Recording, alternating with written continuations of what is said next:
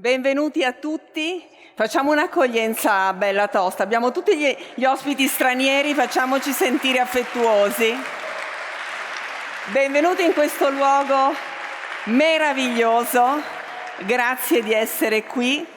Ci state facendo un regalo, ma Firenze sta facendo un regalo a tutti quanti noi, perché ci sta accogliendo in questo luogo che veramente è un simbolo a livello mondiale. E siccome ci accoglie Firenze con tanto affetto, perché doveva piovere e invece non ha nemmeno piovuto, diamo subito la parola alla sindaca, quindi alla padrona di casa, per dare un benvenuto a tutti, Eugenia Giani. Ecco, ho iniziato subito male, va bene, abbiamo rotto il ghiaccio. Tra l'altro avevamo pure chiacchierato prima, Sara Funaro. Scusa, sindaca, scusa. Buongiorno a tutte e a tutti, direi un lapsus freudiano meraviglioso, orgogliosa di essere scambiata con il nostro presidente della regione, che saluto. Welcome to everybody. I'm sorry if I speak in Italian, but we have many students, Italian students, and I think that is better for them. But welcome to all of you here in Palazzo Vecchio. It's an honor to have all of you here. Intanto vorrei partire con dei ringraziamenti che non sono formali ma sono sentiti. Ringraziamento prima di tutto, permettetemelo di farlo alla Fondazione Stefano Ricci. Un ringraziamento particolare a tutta la famiglia Ricci, a partire da Claudia, a Niccolò, a Filippo e Stefano. Grazie, grazie di cuore. Grazie di cuore per aver scelto la vostra Firenze e Palazzo Vecchio per un evento importante come questo. Saluto tutti gli ospiti, saluto tutte le autorità presenti, civili e militari che sono qui, e devo dire che con grande orgoglio do il benvenuto a tutti voi, a tutti gli studenti e alle studentesse che sono qui al Stefano Ricci Explorer Symposium. Un appuntamento, lo dico ai tanti ragazzi e alle tante ragazze che sono qui con noi, che è un appuntamento scientifico che la Fondazione ha voluto dedicare agli studenti, a tutti gli studenti delle scuole superiori, delle scuole di specializzazione e dell'università, e soprattutto a tutti quelli che credono nel grande potere trasformativo della conoscenza. Questo penso sia il messaggio più importante che viene mandato attraverso questo simposio. E il ringraziamento l'ho già fatto in premessa, ma lo voglio ribadire. Un ringraziamento speciale alla Fondazione Stefano Ricci, che è un simbolo di eccellenza creativa, di eccellenza estetica e di eccellenza valoriale, che è espressione dell'alto artigianato made in Italy e non solo, è espressione di tante cose importanti e di una storia importante sul nostro territorio. Un grazie particolare per la passione con cui tramandate a tutte le nuove generazioni, a tutti i nostri cittadini, quelle che sono le competenze locali, quella che è la nostra storia, quello che è un pezzo dell'identità fondamentale della nostra comunità e della nostra città. E grazie soprattutto per il vostro impegno nel sostenere tanti progetti che sono dedicati a aspetti che sono fondamentali e cruciali nelle nostre comunità oggi.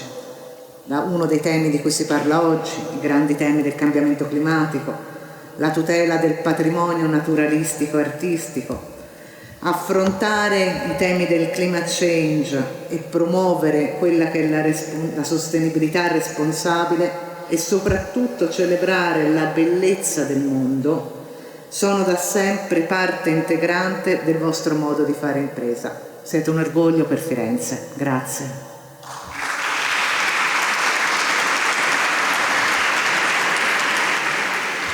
Oggi, e lo dico soprattutto alle ragazze e ragazzi che sono qui, Firenze si trasforma in un palcoscenico d'eccezione.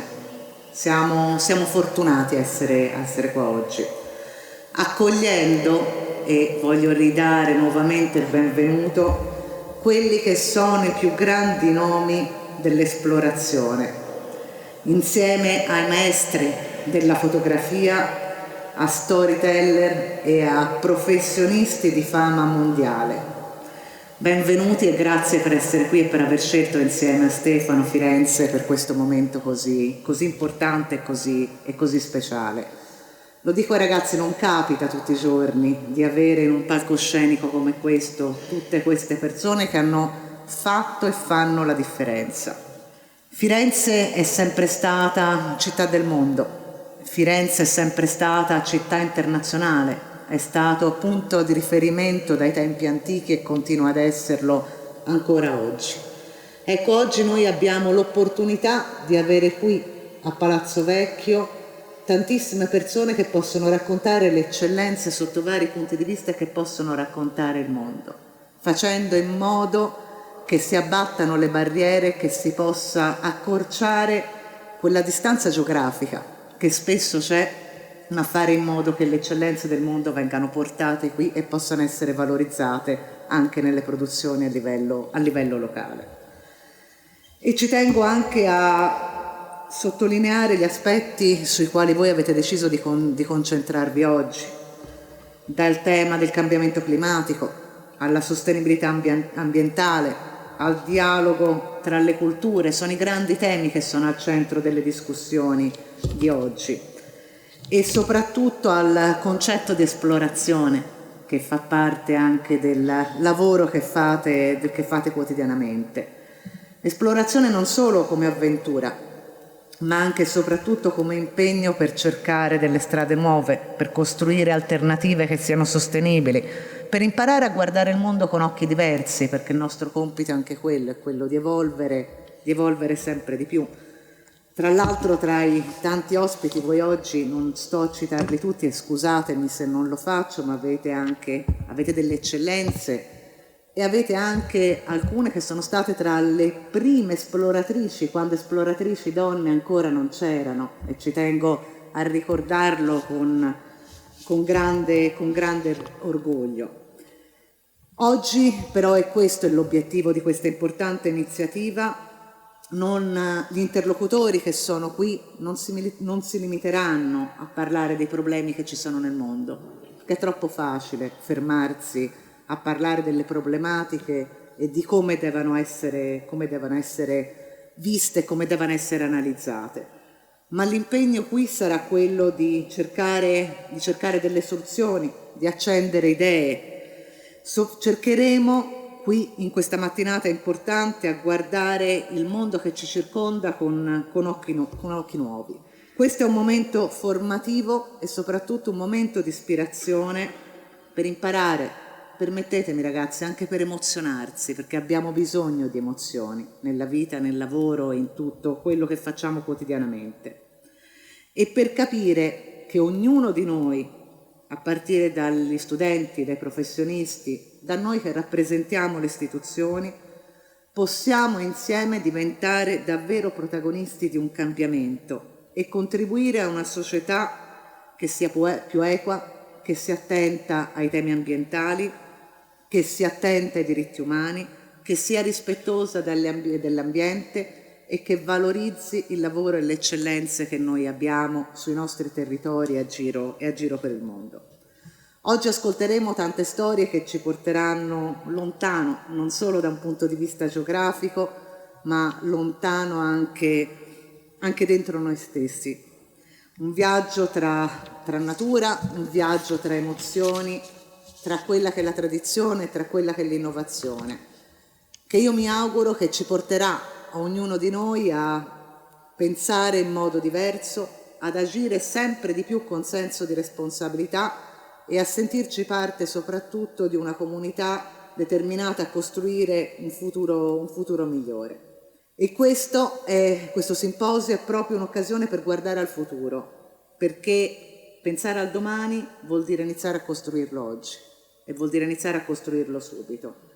Essere sostenibili, si parla spesso di sostenibilità, significa prendere decisioni con una visione ampia, non limitandosi agli effetti di breve periodo, ahimè noi rappresentanti istituzionali lo sappiamo molto bene, ma proiettandosi verso un orizzonte che sia un orizzonte più ampio e lavorando ogni giorno per renderlo reale, non pensando alla logica del risultato qui ed ora, ma pensando in prospettiva al di là del risultato individuale e del momento.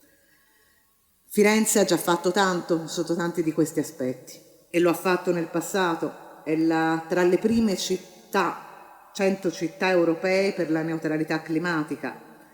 La Fondazione Stefano Ricci, insieme alla nostra città, ci ricorda una verità che è molto semplice. Il cambiamento, da un punto di vista climatico e non solo, parte da noi, dalle piccole azioni quotidiane, dalla voglia di metterci in gioco, dalla consapevolezza che uniti possiamo davvero fare la differenza. Noi sappiamo benissimo che il tema della crisi climatica che viene affrontato oggi non tocca soltanto l'ambiente, ma mette in discussione, in gioco tantissime questioni, dal tema della coesione sociale, dal tema dell'amplificare le disuguaglianze, perché con il cambiamento climatico purtroppo le disuguaglianze aumentano sempre di più e serve un nuovo sguardo che qui lo troviamo e oggi lo troviamo, che è capace di unire esperienze e saperi, che è capace di tenere responsabilità individuali e impegno collettivo.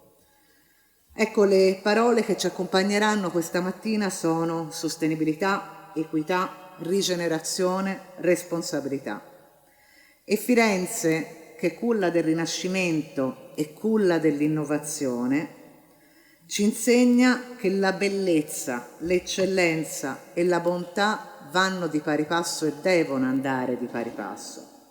Il bello non può esistere senza il buono, benessere sociale, sviluppo economico e tutela dell'ambiente per noi sono legati in modo indissolubile. E basta guardare le eccellenze che abbiamo sul nostro territorio, a partire dalla fondazione di cui siamo ospiti, per poter capire che questi aspetti possono e devono stare insieme.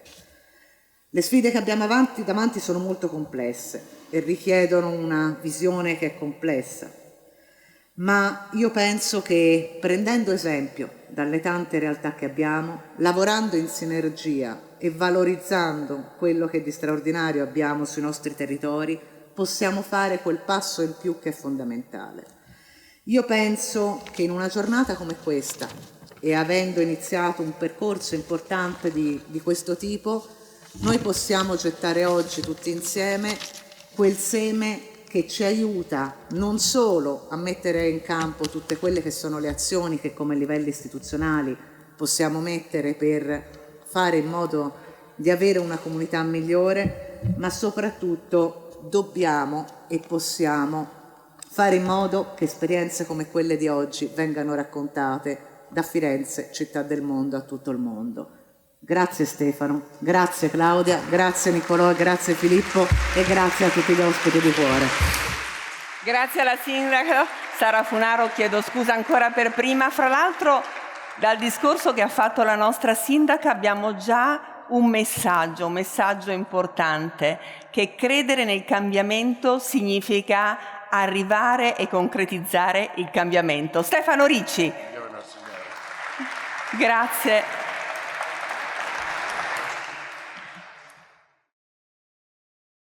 Buongiorno a tutti, autorità, giornalisti, stampa estremamente famosa. Oggi sono molto lusingato e mi viene da parlare un attimo collegandomi a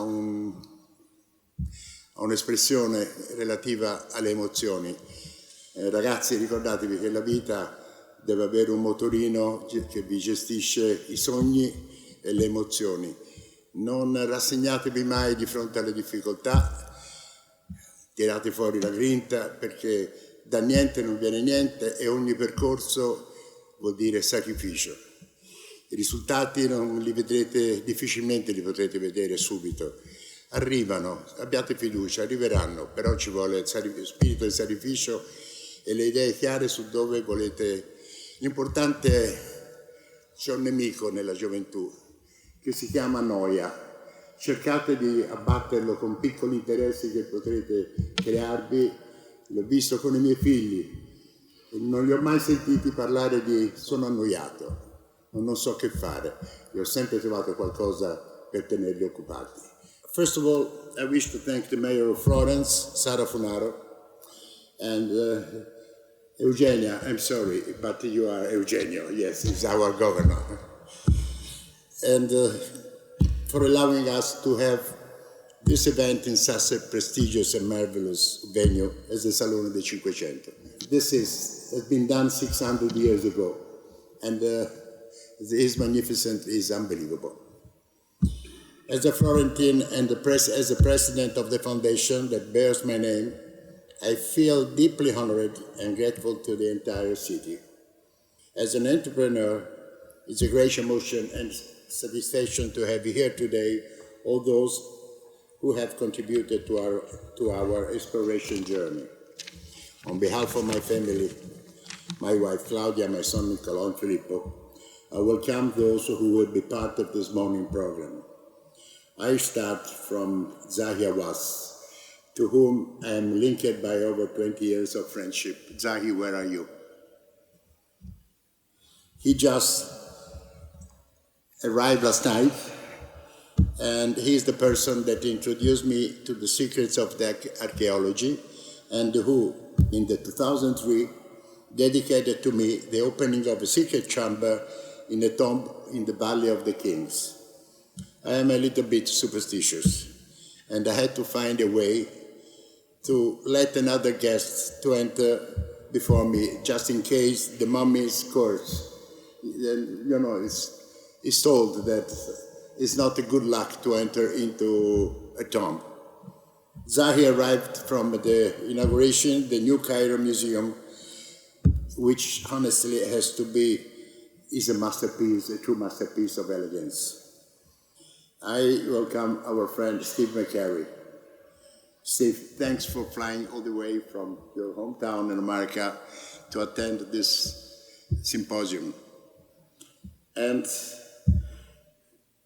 when my son told me that Steve McCurry was going to join the team, I couldn't believe it, because I asked them, is he still alive? Because he's a live legend. And I didn't, collaborating with such a legend, as you breathe energy, you breathe talent, you breathe the determination to make things properly and in a way, and in an elegant way. I want to thank in particular Terry Garcia, one of the most who is with us since starting. He's been always opening the door that in some countries were not supposed to be opened easily, and his support was the key for the success of our expedition and exploration. Thank you for helping the SR Explorer project take its first steps, and for supporting everyone of our mission to the end of the earth. Some of today's speakers I have only recently met, but I wish to express my sincere thanks for traveling such a long way to be here in Florence.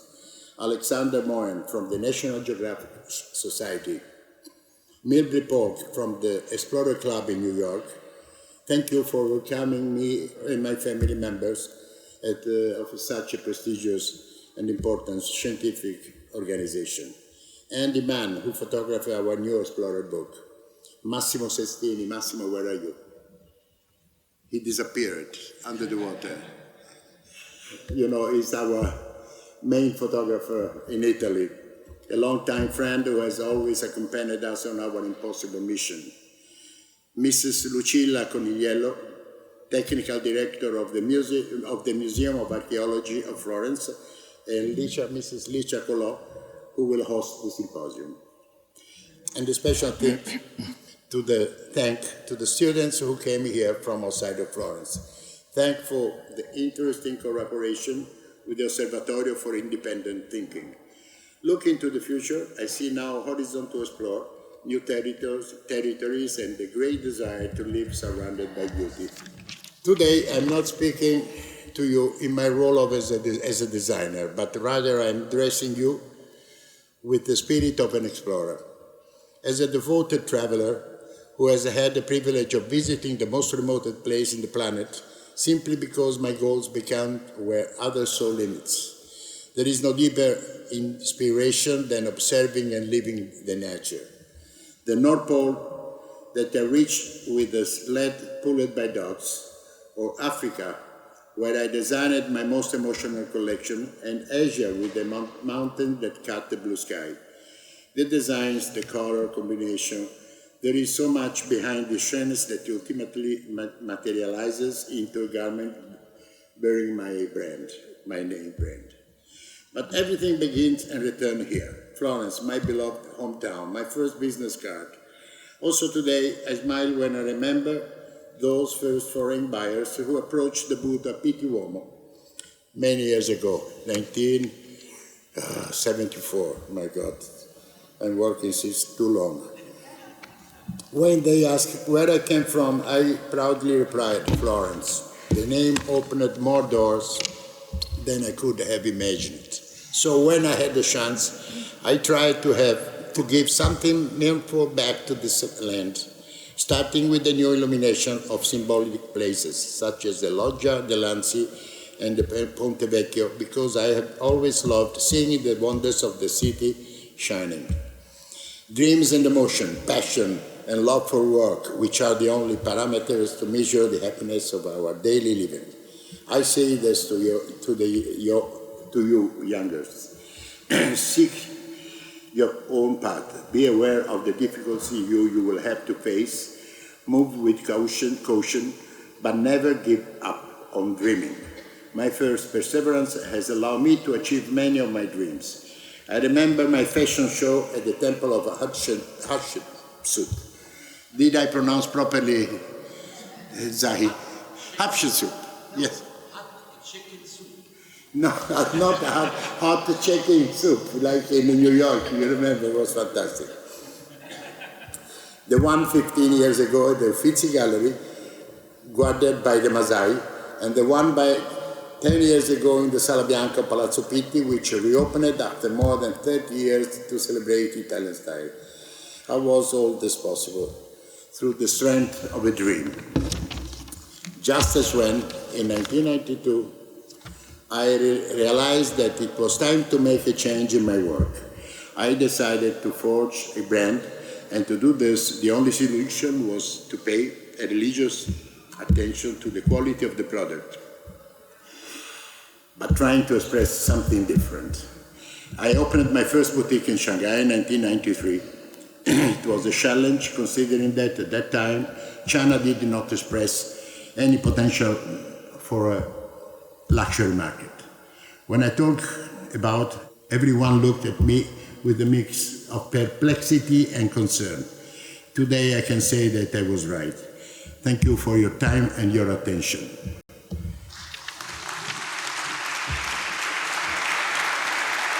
Grazie a Stefano Ricci che ci ha raccontato una piccolissima parte della sua personalità, dove insomma tutti abbiamo potuto capire che arte, conoscenza e viaggio in questo caso sono un'unione, un connubio indissolubile. A questo punto è il momento del Presidente della Regione, quindi lo chiamiamo Eugenio Giani. Vabbè, ho fatto un mix prima. No, straordinaria. Passeremo alla storia per una cosa così, insomma, grazie. No, è la prima volta Eugenia Giani e quindi rivale della nostra storia. Grazie, anzi, di cuore. Nel volume che ci ha consegnato Stefano Ricci parla della forza di un sogno, e la forza di un sogno la vediamo in queste immagini, lo vediamo in questa loro vita: Claudia, Stefano, Filippo, Niccolò, un sodalizio, una famiglia, una realtà che davvero illumina con il sogno ma poi dà il senso della concretezza di una collezione stamani, di un'attività all'insegna del genio e della creatività della moda che onora Firenze, la Toscana, tutto il mondo. Del resto la sintesi è proprio qui.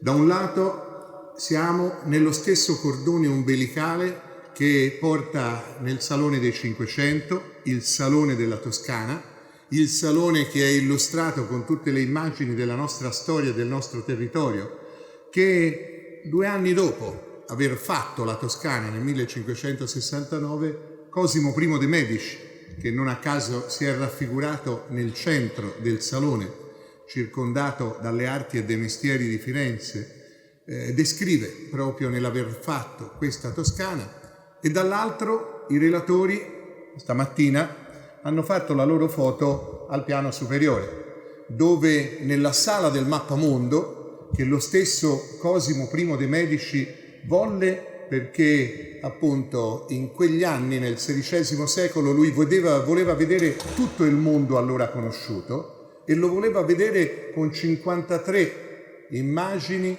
di quello che i viaggiatori gli avevano portato. E i viaggiatori gli avevano portato in uno dei 53 pannelli proprio questa immagine di ciò che aveva scoperto, definito Magellano, questo esploratore portoghese che nel 1520, 505 anni fa, aveva descritto quel canale straordinario che da un lato nell'isola della Terra del Fuoco, dall'altro nella Patagonia divideva e collegava l'Oceano Atlantico con l'Oceano Pacifico. E lì è descritto, è illustrato ciò che accompagna quest'anno la collezione di Stefano Ricci e di questa realtà così straordinaria che ci onoriamo di avere in Toscana. In qualche modo la forza di quel sogno ha portato Stefano Ricci nella presentazione delle collezioni negli ultimi anni, dal Luxor, la filosofia e la cultura dell'antico Egitto, alla Cambogia, alla Mongolia, quest'anno alla Terra del Fuoco e alla Patagonia, nella città Firenze, che è l'unica che si sente nella propria cattedrale al Duomo di mettere in cima alle proprie steli quelle 2 figure. Amerigo Vespucci, l'uomo che per primo descrive l'America come continente nuovo e originale, non come le Indie, come aveva detto Cristoforo Colombo, e dall'altra Paolo dal Pozzo Toscanelli, l'uomo che leggendo le stelle aveva suggerito tutto questo. Insomma, nel 1492 si era scoperto l'America, Cristoforo Colombo. Nel 1498 si era descritto l'America, ecco Amerigo Vespucci. Nel 1520, sostanzialmente in 30 anni, Magellano per la prima volta passa con una nave dai luoghi che oggi noi vedremo e dall'Oceano Atlantico ci porta nell'Oceano Pacifico, consentendo la prima circumnavigazione del mondo. Non la fece lui con la nave Vittoria, questo era il nome della nave, perché in Filippine fu ucciso da cannibali, ma si apriva una nuova dimensione del mondo. E questa dimensione del mondo, attraverso la bellezza, attraverso la creatività del modo con cui noi diamo a noi stessi il vestire e quindi il vivere nel mondo, ce la offre una collezione, ma ce la offre il genio creativo e lo spirito di squadra di una famiglia che attraverso Stefano, Claudia, Niccolò, Filippo riesce a onorare quello che è il DNA della nostra città e della nostra regione, ma soprattutto a offrire un contributo che ci fa sentire a tutti noi la forza di questo mondo che unisce gli aspetti belli dell'uomo e li rende squadra nel dare queste scene e queste immagini in cui si uniscono appunto la creatività con la natura, la sostenibilità e la speranza verso il futuro. Grazie. Grazie al governatore della regione Eugenio Giani. A questo punto, come in ogni spettacolo che si rispetti, abbiamo una splendida sigla.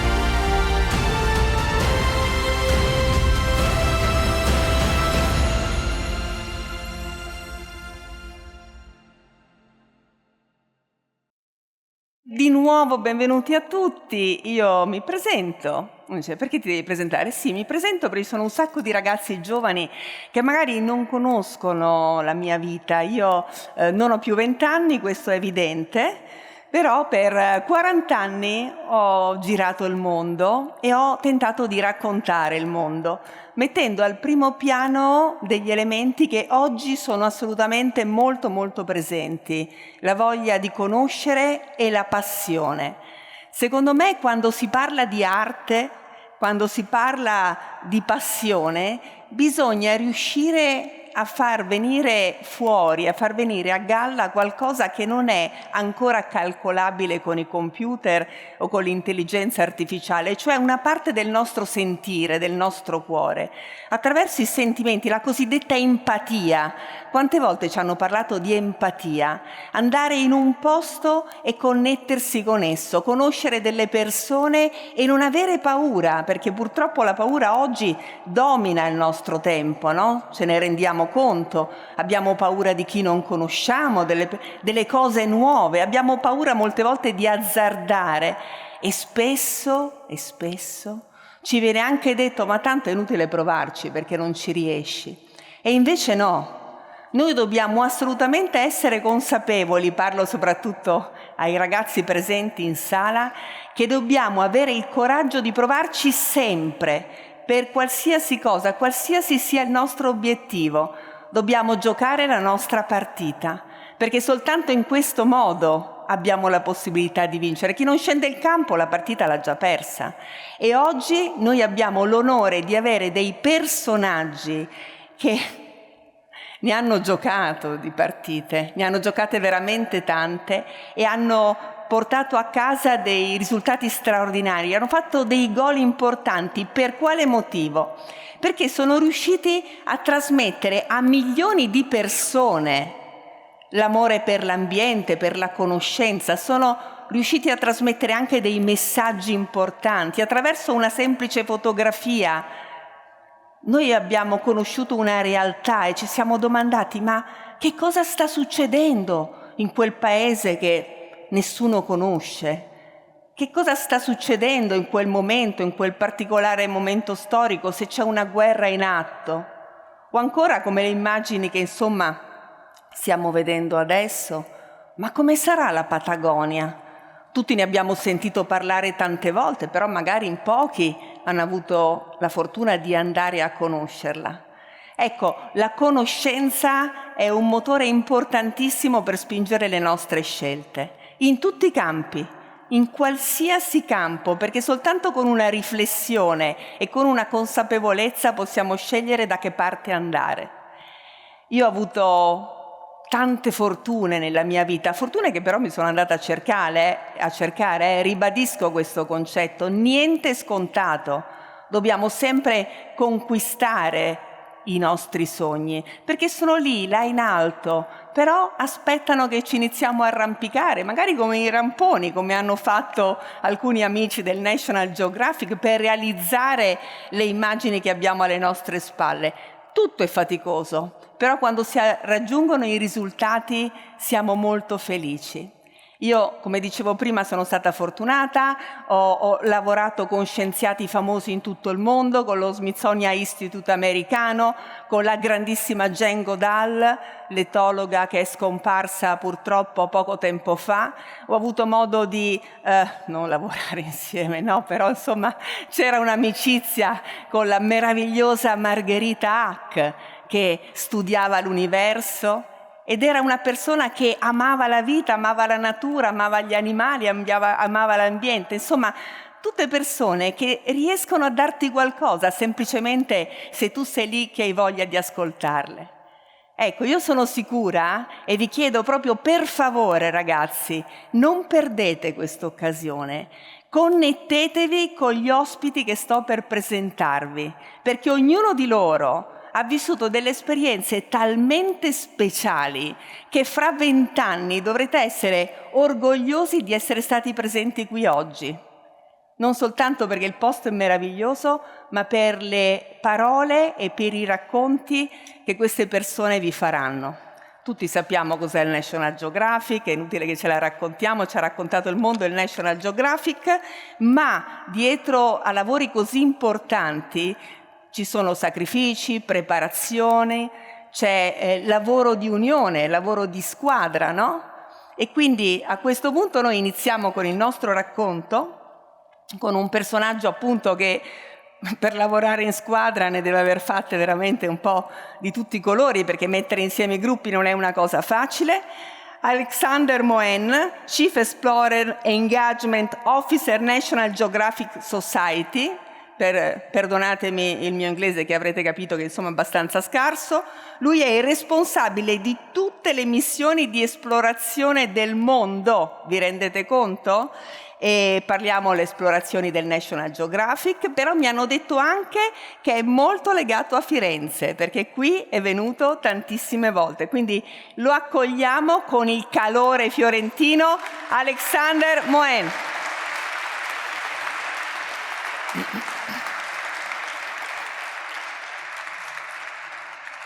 Benvenuto e grazie di essere qua. Prego. For the curiosity that compels us to look closer, dig deeper, reach further. For the passion to explore, to see, to know. That drives us to nurture connections, deepen empathy, and expand horizons. For the joy of discovery right now. And all the endless potential of what comes next. This is what we strive for. Awesome. Since 1888, the National Geographic Society has championed generations of explorers to ask questions, share stories, and open minds. And today, our mission is more urgent, dynamic, and vital than ever. Because in our hearts, we believe protecting the vibrancy of our world isn't just possible, it's essential. And we believe there's always another wonder for us to go and find. Will you join us? National Geographic Society. Wonder awaits.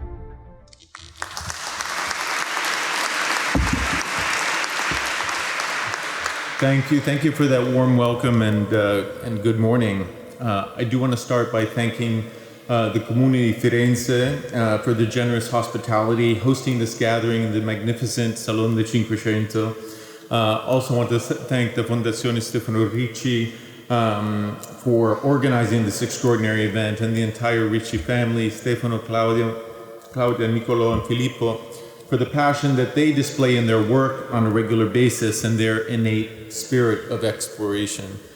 I also want to acknowledge the other speakers participating today, in particular Mr. Terry Garcia, with whom I had the privilege and joy of working with at National Geographic for many years. And finally, I'm just very thankful to Gianluca Tenti and Federica Rotondo for their collaboration and friendship over many years. So, on behalf of the National Geographic Society, I am honored to join you all here for these critical conversations on protecting the Earth for future generations, and to highlight the elevated importance of exploration in today's world. I'm already so encouraged by the presence of all the young people in the audience, and it gives me great optimism for the future. So, while many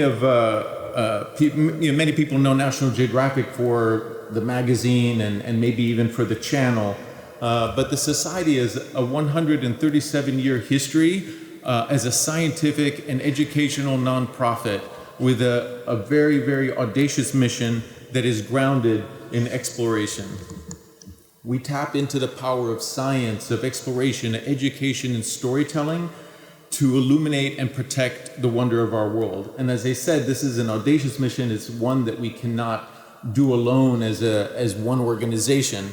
So as the Chief Explorer Engagement Officer, I have this distinct privilege of identifying, recruiting, working with and supporting talented scientists and conservationists, educators, storytellers, other change makers who bring this mission to life, who share this mission and help us carry it out. And we call these people National Geographic explorers. If I was an explorer, I would wake up, put on my gear, put on my hijab, binoculars, a hat. I would take my tools to investigate. I'd put on my spacesuit, and then I'd shoot off into the stars. If I was an explorer, I'd climb into a rocket. I'd fly to the sun. I like to go to the places that most people usually don't go to. Explore my city.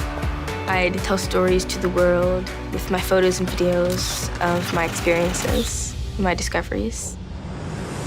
I'd go to the depths of space, The bottom of an ocean. If I was an explorer, I wouldn't care about getting dirty. I would discover and analyze different things that have never been seen before. I'll discover new species. I would take my findings back to the lab to build things, create new things. I'd find a cure for cancer. I'd recycle our trash to build buildings. And make the world a better place. Maybe an explorer is all about understanding this world better. To show the world a different way of seeing. To venture into uncharted territory. My name is Arthur Huang. My name is Hannah Reyes Morales. My name is Dominique de Mil Correa Gonçalves, and this is what an explorer looks like.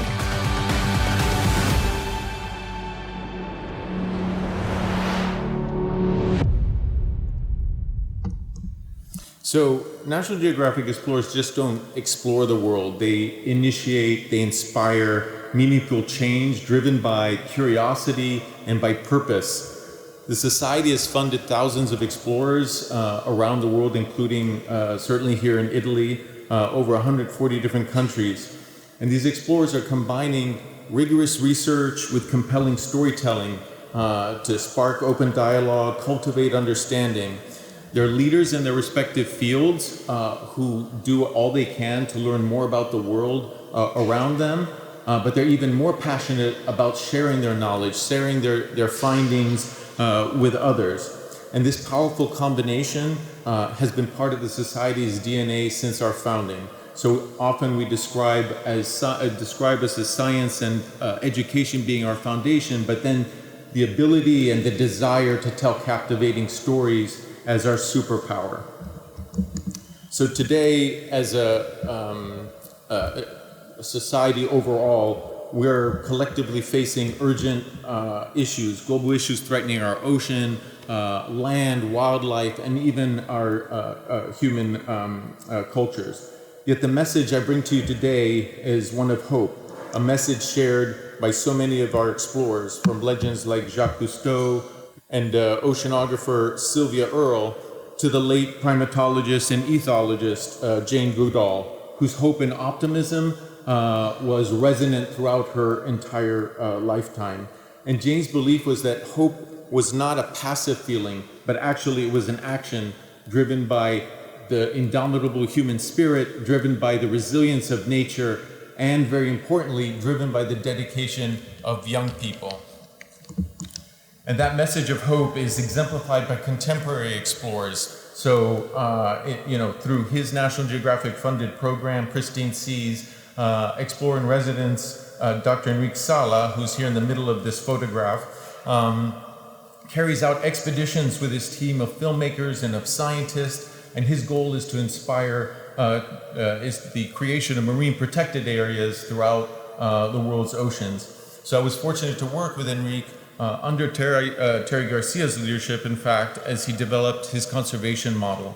And over the last 15 years, Pristine Seas has worked with local communities and governments to demonstrate that marine biodiversity and marine habitats can bounce back if given a chance. They can bounce back if they're granted protection. And as a result, Pristine Seas has helped create 31 marine protected areas around the world, spanning almost 7 million square kilometers. That's twice the size, more than twice the size of India. During a 2024 expedition in the Solomon Islands, the Pristine Seas team discovers the world's largest coral colony located in the southwest Pacific Ocean. Images and footage illuminating the beauty beneath the surface has been a critical component of the Pristine Seas strategy, bringing stakeholders and decision makers underwater so they can better understand and value what they have and understand what they have actually to lose as well.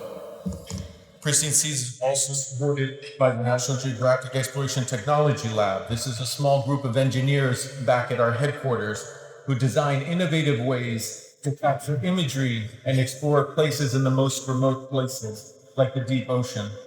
Here you can see some footage captured by the deep sea camera system deployed on the Pristine Seas expedition, documenting the rich, healthy marine communities with active predators like the deep sea sharks that you see here. Another key program, the Society's Perpetual Planet Amazon Expedition in partnership with Rolex, recently completed a one-of-a-kind, multidisciplinary exploration of the world's most vital freshwater ecosystem, the Amazon River Basin. Led by 17 National Geographic explorers, teams conducted groundbreaking research from the almighty Amazon source to the freshwater plumes that reached as far as the Caribbean, focusing on innovative, community-driven solutions for protection and survival. The work was visually documented by photographer and explorer Thomas Peszak to ensure that the expedition's critical findings could reach a much broader audience, a global audience, in driving home the need to protect this ecosystem. And this is really actually a great example of that powerful combination of science and storytelling. As part of this expedition, explorer Fernando Trujillo evaluated the health of the Amazon's iconic pink river dolphins, advocating for their protection. His team's efforts resulted in the first ever global declaration for river dolphins in their rivers and established fishery agreements helping thousands of people. And meanwhile, here on the right, explorer Ruth Mary Pico Huracaya's innovative studies documenting the behavior of the Andean bear is forming the basis for a regional conservation plan for that species and its key habitats. So preserving our human histories and cultures is also an important part of building a sustainable future. Explorer Victoria Herman uses climate modeling to predict and mitigate the potential impact of climate change on important natural and cultural heritage sites. By working with local leaders, the Preserving Legacies program she leads supports communities through scientific resources and technical training to create place and people-based climate adaptation models. The program is being implemented in UNESCO World Heritage sites across 6 continents. So these individuals that I've talked about, though they span different countries and disciplines and themes, what they all have in common is a set of certain traits and characteristics, like the necessary curiosity, the empathy, the passion to make the world a better place. National Geographic explorers are leaders and problem solvers with a sense of responsibility and respect for other people, for other cultures and the environment, driven by an unwavering hope for a brighter future. And we refer to these characteristics as the explorer mindset, and we seek to ignite that explorer mindset within audiences from a very early age. In fact, a key part of the Society's work is engaging and elevating young people so we can provide youth with the attitudes, the skills, the knowledge that encompass the mindset of an explorer. We believe that young people's stories matter and can make a difference. National Geographic Photo Camp is a targeted, immersive, week-long program for young people across the world to be mentored by world-class photographers. Each camp is a unique experience for the students to build their skills and confidence, explore the world around them, and develop deep connections with each other, but by using their voices.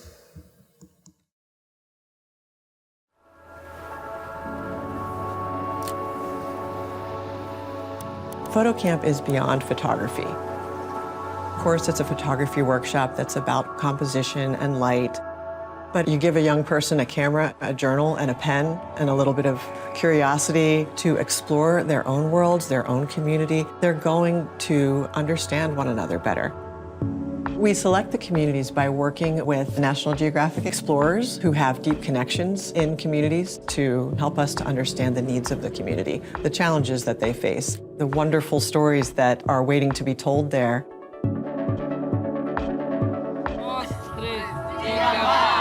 When I see that spark in a student and their eyes have been opened to something that they can do with photography, that's the recipe of PhotoCamp magic.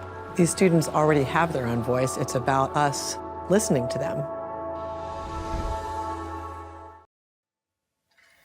We're also proud to support the next generation of problem solvers, advocates, and stewards of the planet. The Slingshot Challenge, in collaboration with the Allen Family Philanthropies, provides funding to young people, 13 to 18, who are already working to solve environmental challenges in their own communities. And this is now in its 4th year, and we've received over 6,700 idea submissions so far from 129 countries. So some of these participants from these programs, the PhotoCamp and the Slingshot, have gone on to become young explorers, and this is an award that we present every year to 15 incredible individuals aged 18 to 25. And these young explorers are leading bold work across ocean conservation, wildlife protection, climate resilience, and cultural preservation. And we've seen these very early explorers and individuals develop even bigger ideas and projects and team up with other explorers to pursue shared objectives. In fact, we know that work in general cannot happen in silos and alone, and we developed a collaborative grant program to foster intentional, meaningful collaboration across explorer teams. It's one of our most popular programs, and with more than 200 explorers across 65 different projects since 2019 taking place around the world. So this crosses geographic borders, it crosses disciplines, but it's based in the common knowledge and appreciation that we all share one planet. So one of these collaborations I did want to just touch on, it's called Respire, and it's happening actually right here in Italy. This is an education and research project led by 15 Italian explorers to inspire 120 students on the remote islands of Pantelleria and Lampedusa to discover and protect the unique landscapes that they call home. The goal is to empower these students to tell the story of the biodiversity from their perspective, advocating for the protection and as protagonists for these islands. So in closing, let me just say that I feel very privileged to work with organizations like the Fondazione Stefano Ricci and other like-minded entities, and very importantly, with all of you in the audience, especially the youth. With the spirit of collaboration in mind, I invite you to join our mission to explore, to illuminate, to protect. And this starts by observing the world around us, engaging with the communities, and elevating what we learn to tell and share stories with others. Together we can create and foster a global community committed to a sustainable future, rooted in hope. And going back to what Jane Goodall said, not a passive type of hope, but a hope based in action. Thank you.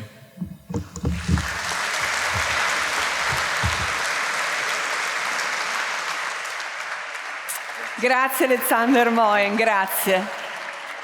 Avete visto che belle immagini, un racconto sempre di emozioni, di persone giovani che magari hanno queste ambizioni, questi sogni di viaggiare, di diventare esploratori. Ovviamente noi non pensiamo che tutti si debba diventare esploratori, insomma sarebbe un po' troppo trafficato il mondo, però quello che mi auguro sarebbe proprio che ognuno di noi avesse il desiderio della conoscenza, no? Nel proprio cuore, nella propria testa, e questi lavori, quelli che stiamo vedendo, servono proprio a questo, a far crescere la nostra conoscenza, a insegnarci a riconoscere ciò che è vero da ciò che è falso, soprattutto in questo momento storico che le fake news o anche l'intelligenza artificiale ci propongono continuamente delle immagini che non sono reali. Ma lo sapete che quasi sempre, dico forse una cosa ovvia perché tutti siete i nuovi digitali, insomma, ma quasi tutte le immagini sono artefatte, non sono più vere perché i colori naturali non sono abbastanza intensi. Ma vi sembra possibile questo? Ma chi è che determina che cos'è la bellezza? Per me la bellezza sarà sempre e solo la verità. E quindi è importantissimo riconoscere le differenze. I signori di cui stiamo parlando oggi sono persone che ci raccontano la verità, perché appunto quando si realizzano questi reportage si collabora sempre con importanti centri di ricerca. E anche l'operazione che si sta facendo, unire l'alta moda, la conoscenza del mondo, è un'operazione coraggiosa, molto coraggiosa, perché forse sarebbe stato più semplice usare l'intelligenza artificiale, e invece no, perché qui si va alla ricerca della verità. Poi ognuno faccia le scelte che vuole, però fondamentale, signori, ragazzi, non perdete la capacità di riconoscere le differenze, perché io che lavoro in questo campo da tanti anni molte volte non me ne rendo conto, e soltanto perché conosco i luoghi, vedo la fotografia e vedo che sotto ci sono milioni di like, no? A questa foto meravigliosa di un posto del mondo. Io dico, ma io sono stata in questo posto, ma non era fatto così questo posto, no? Allora ci penso, faccio un attimo un salto indietro nel tempo e mi rendo conto che è tutta creata al computer. È tutta creata al computer, però la gente abbocca. E questo non è giusto, non è corretto. L'esplorazione quindi ha un ruolo importantissimo, perché anche oggi ci sono tante realtà che ancora non sono conosciute e si trovano in mille campi, dal campo naturalistico, dal campo geologico, dal campo umano, no? Perché l'umanità è anche un'altra cosa che dovrebbe essere ancora molto, molto conosciuta. Per questo motivo adesso sono molto felice di avere un ospite, una donna, definita addirittura leggendaria. Sì, sto parlando di lei, perché è una grande esploratrice, ha scritto molti libri sul tema dell'esplorazione, però come dicevamo prima, insomma, diciamo che l'esplorazione è sempre stata più maschile che femminile, anche se negli ultimi tempi ci sono tante donne che hanno dei sogni e osano, azzardano fare delle esplorazioni molto difficili. Quindi autrice di molti libri sul tema dell'esplorazione, impegnata in un interessante e importante progetto per favorire la figura delle donne nel mondo dell'esplorazione e delle scoperte, The Explorers Club di New York, che è stato fondato nel 1904 e che certifica con la propria bandiera numerata la realizzazione dei progetti ufficiali. L'accogliamo sul palco Milbry Polk.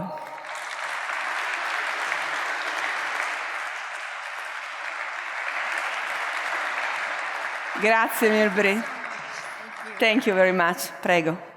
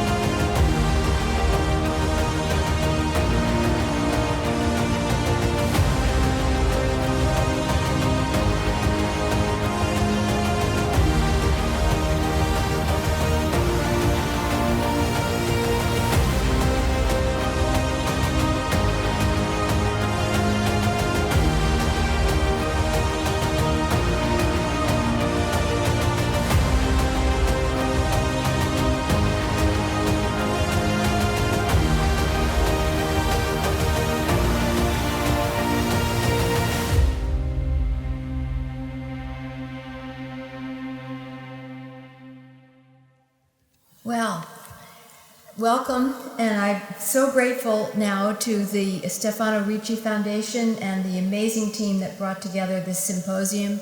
It's so important to have all the groups that are involved in exploration and science come together and share the work they're doing and inspire the next generation to keep up this work. Just a little bit about me. I've been an explorer all my life. I was raised between Egypt, the United States, and Europe. I studied anthropology at Harvard and worked in museums before I embarked on a career as a photojournalist in the most remote parts of the world. Being a woman alone and out in all kinds of places in the Yemeni highlands or in Saudi Arabia, wherever I happened to be, I got very interested in who were the other women explorers. And I found that there weren't very many that I knew about. So I started work on a book called Women of Discovery that looked at 2,000 years of women's history and exploration. And then I founded my own organization that supported over 100 women explorers around the world and their field work. And for the last 20 years or so, I've been working with the Explorers Club, and mostly I've been working in the Arctic, which I found is very much akin to the deserts that I grew up in. And it's a wonderful place to be. But I truly believe in the next generation, and there's so much to learn in this world to discover. Now, the Explorers Club was founded in 1904. It's a multidisciplinary professional society dedicated to the advancement of field research, scientific exploration, and conservation. The headquarters is in New York City. It's a place of history and adventure, a shrine to science and wonder. We have a 20,000 volume library on exploration. The halls are lined with amazing artifacts that come back from historic expeditions. But my favorite place is the bar, not for drinking, but because that's where people gather when they come back from expeditions and tell their stories. And sitting around tables, I can't tell you how many expeditions I've helped plan going out into the world. We have 35 chapters around the world, and it's growing all the time. I'd love to see one happen in Italy. We have about 3,500 members, and the fastest growing cohort are young people. So who are explorers? They're people with curiosity, vitality, stubbornness. They're great storytellers. They're open-minded, people who see the world differently, and most importantly, communicate what they find. At the club, we have something that's called the Famous First that celebrate historical contributions. The first members who made seminal discoveries, like the first to the North Pole, the South Pole, the bottom of the ocean, Everest, and to the moon. The hunger to be first can launch us into the future, opening new vistas, new possibilities. The first are defining points, but so much mystery lies in between here and there. On the way to those famous first, there were many failures. And one thing I've learned in life is that failure begets progress. And I'm sure all of you have found times where you just hit a brick wall. And don't give up. There's always a way around it, and that way around it usually leads you to something totally unexpected. Our flag is the symbol of exploration excellence. It represents the quest for new information about our planet. To carry it is an honor. It's a link between the past and the future. We have 242 flags. This is one that are carried, and each one has a storied history behind it as to who carried it. The red signifies courage, the blue fidelity, and the compass rose in the center, the worldwide quest for possibility. Very few pass the high bar to carry the flag. It has to be a groundbreaking expedition. I was honored to carry the flag on a small expedition in a boat up the coast of West Greenland studying climate change. Our flag has also been to the moon, a place of great exploration ongoing. And I look forward to the further off-planet exploration, and maybe one day one of you in the audience will be in that group to see new worlds. So who is a member and who can be a member? Members are scientists, explorers, artists, leading pioneers in all areas of endeavor. Every area of endeavor, like marine science, archaeology, mountaineering, geoscience. They're people who go where they must to find answers. The research grants are a very important endeavor that we have. They were started in 1961, and we've given millions of dollars to people around the world to carry out their work. And here are our grant programs that you can find out more about them on the website. They're open all the time, and we have quite a few for young people. And one of my favorites is the one that I founded. This is in the Arctic. Every year I take up between 4 and 8 young people to carry out their research projects. And it's open to everyone to apply, and we'll have the applications will be open as of, I think, January. And there are all kinds of amazing things that our graduates have carried out, from recording Inuit throat singing, plastic survey, cataloging recipes from the Faroe Islands, seaweed studies, boat building, submersible mapping, puppetry, art, film, satellite tracking, you name it. So if any of you have any ideas, you can contact me and we can talk about it for your application. This is one of our newest endeavors, and it's quite exciting. The initial program went to the Peruvian Amazon's boiling river region with Andres Russo to learn about an extraordinary area, both from the scientific and human aspects. Teachers will take this experience back to the classroom and share, and with the materials created, share that experience with their students. And this way we hope to reach hundreds and then thousands of people with firsthand exploration experience. One of our other endeavors, which is, I think, very exciting, is Explorers Club 50. It's the brainchild of our president, Richard Weiss. The Explorers Club 50 yearly honors 50 people who are doing fascinating work that the world needs to know about. We're now in the 5th year, so we have 250 people in that cohort. And we bring their work to the world through all of our platforms like GLEX, which is the Global Exploration Summit that I chair. We just had a GLEX in Ottawa, and we're having the next one in June in Madeira, and that's open to the public. You can come. One thing you can do is on the internet, you can go to YouTube, and on the Explorers Club channel, you can see all the presentations that we've given at GLEX and our many other platforms like Sea Stories and Ocean Stories and all Space Stories and all the programs that we have around the world. Right now, in fact, a lot of our staff and explorers are in Dubai at the Futures Conference. And one of the stories that I just want to briefly share with you from the EC50 is of Amy Morgana. I met her, she's an independent researcher, and she was living alone and with her parrot, Nkisi, who's an African gray parrot, and she's been working with him for many, many years, teaching him English. He now speaks about 4,500 words, and he dictates poetry to her, and one of his favorite things is books, and he really wants to be a book writer. And he's dictated a couple parrot books, but my favorite is his memoir, and his first sentence was "Start with egg," because of course that's how he started in life. So Amy has reached into the mind of another species and developed an amazing rapport. So our EC50 people are doing really extraordinary things around the world, from saving endangered animals, documenting disappearing languages, unlocking secrets of our ancestors, and looking to the heavens to decode the language of the stars. Through this program and many of our others, we're really redefining what it means to be an explorer. And my belief is that everyone is an explorer. The yearning to learn about the world is in all of our DNA. The impetus that took our ancient ancestors out of Africa to populate the world is encoded in our body's biology. We all have curiosity and a desire to have more fulfilling lives that comes through learning. It is for everyone.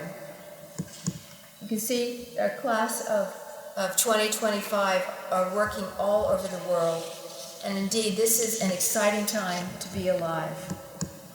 So I have a little experiment that I want to try today. I would like everybody in the audience that likes science to stand up. Stand up. Everybody who likes exploration, stand up. And everybody who's curious, stand up. Now, everybody should be standing. Can everyone really look around you? You are your own new community of exploration. Creating community is the most important thing we as explorers can do. And all of you are now have that responsibility to go out and share that curiosity about the world with your friends. We're in a new golden age of exploration, and we all need to be part of it. And you can stand down now. It's okay. Sit down. Thank you. Thank you all very much. No, rimani qui, please. Rest a moment, perché abbiamo una domanda dal pubblico, però prima c'è anche un video che dobbiamo mandare. Please, rest a moment here, ok? Mandiamo per favore, c'è un video di Secretary Bird finanziato dal Explorer Club di Stefano Ricci. Dobbiamo vederlo perché è un uccello preziosissimo, e poi so che c'è una domanda proprio per Milbry dalla scuola, ma esattamente, io sono negata. How can I spell Milbry? How do you spell? Milbry. Oh, Milbry. Milbry, ok? Va bene, preparatevi per la domanda a Milbry e guardiamo questo video. Just a moment. 2 minutes. We are in Tanzania for a research and conservation project on the secretary bird, a large terrestrial raptor unique in its kind, whose population are rapidly declining due to the progressive habitat loss, increasing human activities and direct persecution. The secretary bird is an iconic species of African grasslands and savannas, and a key indicator of the ecological integrity of these biomes, which, despite providing essential ecosystem services, are increasingly vulnerable to global change. For about 3 years, we have been studying various aspects of the secretary bird's ecology and population dynamics.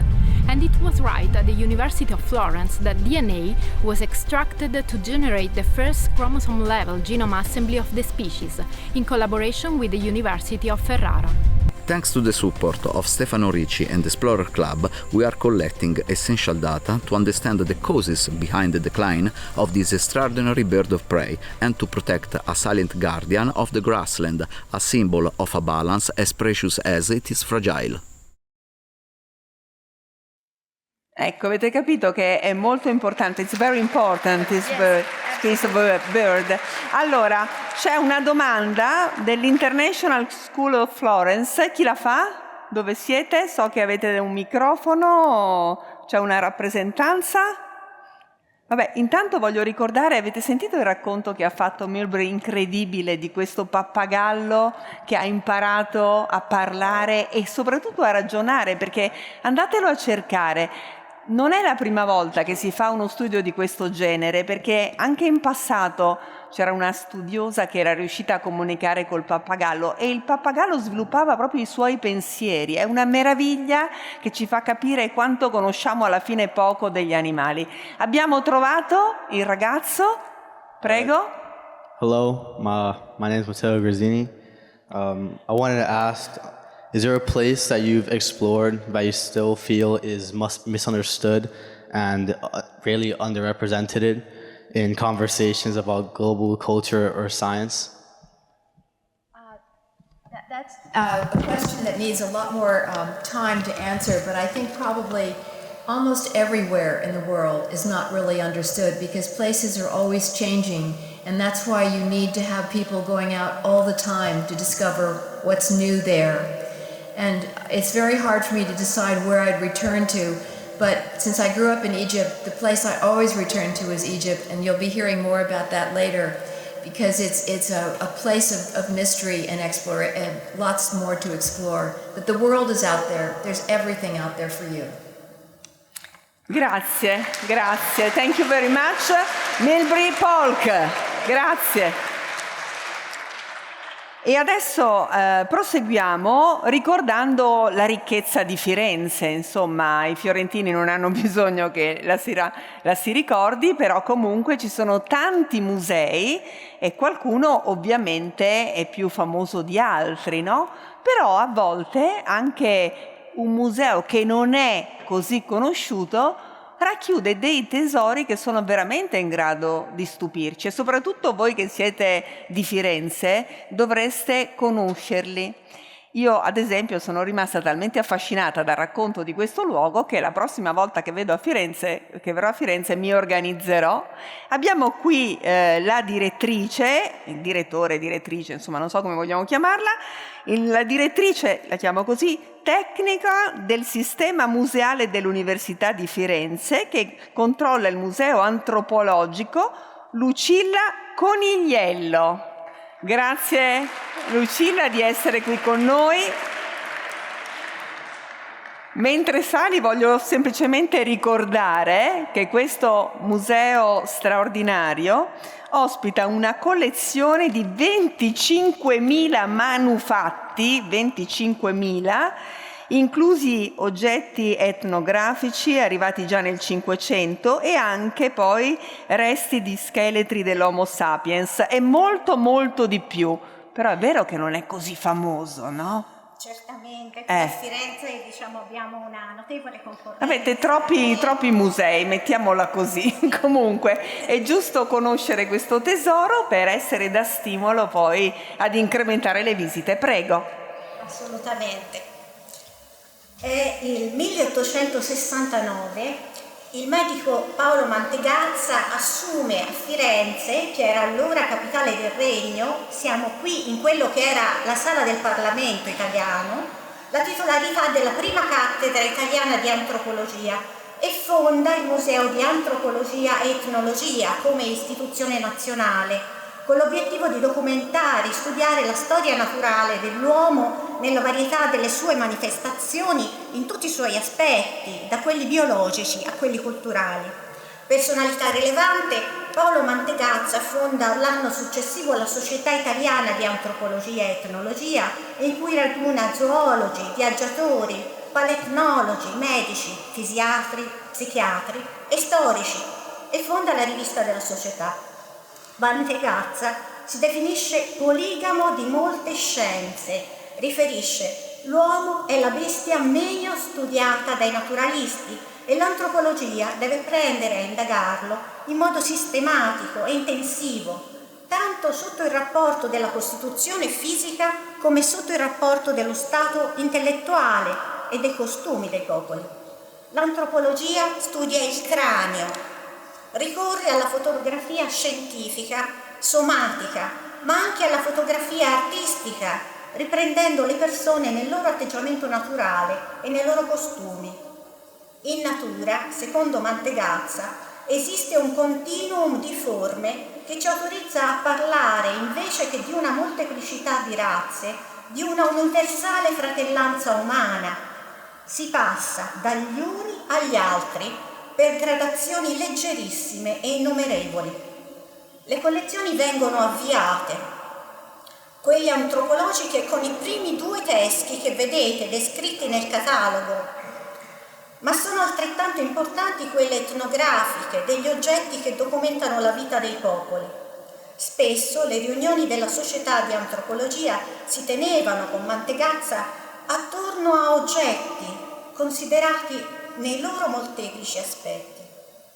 Il nuovo Museo di Antropologia e Etnologia, oltre a sviluppare nuove raccolte, si fonda su collezioni preesistenti e prestigiose, prime fra tutte quelle dei medici, come la collana proveniente da Santo Domingo e il manto rituale in piume tupinamba databili al prima del 1618.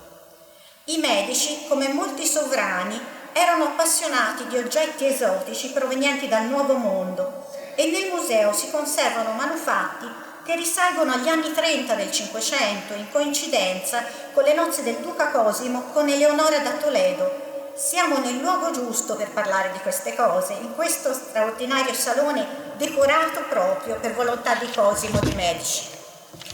Una parte del patrimonio del museo proviene dai Granduchi d'Asburgo-Lorena e dal museo che rappresenta l'antenato del Museo di Antropologia e di tutti gli attuali musei universitari, l'Imperiale Regio Museo di Fisica e Storia Naturale, il primo museo di storia naturale aperto al pubblico di ogni condizione sociale nel 1775 nel Palazzo della Specola di Via Romana.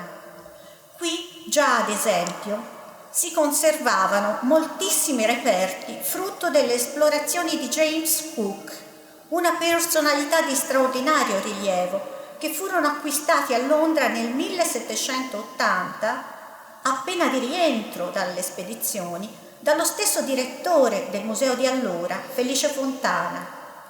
I 3 viaggi di esplorazione del Pacifico effettuati da Cook tra il 1768 e il 1779, anno della tragica morte avvenuta alle Hawaii ad opera degli indigeni antropofagi, furono spedizioni scientifiche di altissimo livello, contraddistinte da una dettagliatissima e rigorosa preparazione e dalla successiva valorizzazione delle novità geografiche, etnoantropologiche, storico-culturali, botaniche, zoologiche, con specialisti nelle diverse discipline, con diari e giornali di bordo e nuove carte magistralmente disegnate.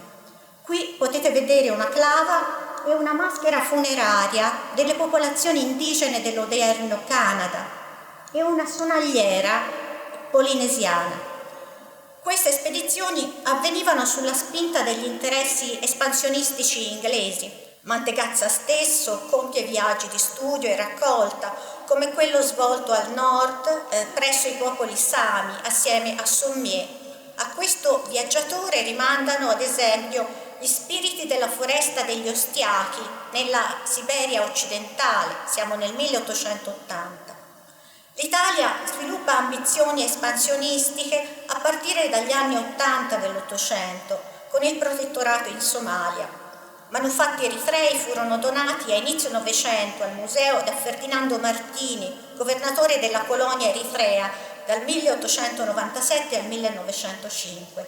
In Somalia svolgerà spedizioni il terzo direttore del museo, l'antropologo Nello Puccioni, e in Africa svolgerà spedizioni anche il successivo direttore Lidio Cipriani, che arricchì notevolmente le collezioni del museo, con reperti soprattutto del Sudafrica, raccogliendo campioni botanici e zoologici, utensili preistorici, resti scheletrici, realizzando maschere facciali e moltissime fotografie. Cipriani si allineò sulle posizioni del regime di Mussolini e fu convinto assertore dell'inferiorità africana e cofirmatario del Manifesto della Razza nel 1938. Il nostro museo ha dunque un'eredità pesante di cui dobbiamo essere consapevoli. Al tempo stesso è un luogo straordinario dove si condensano collezioni e storie straordinarie legate a personalità uniche di viaggiatori, dilettanti, studiosi, scienziati, esploratori.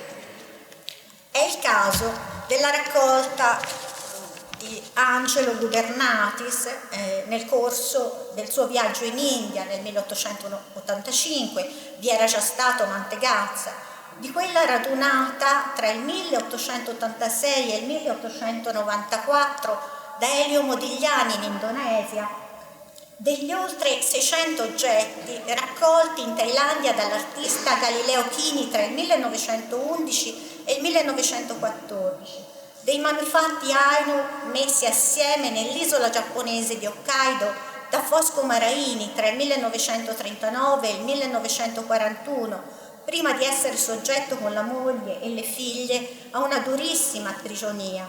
Degli oggetti kafiri, ne vedete uno, dell'Indo-Kush portati a Firenze da Paolo Graziosi tra il 1955 e il 1960.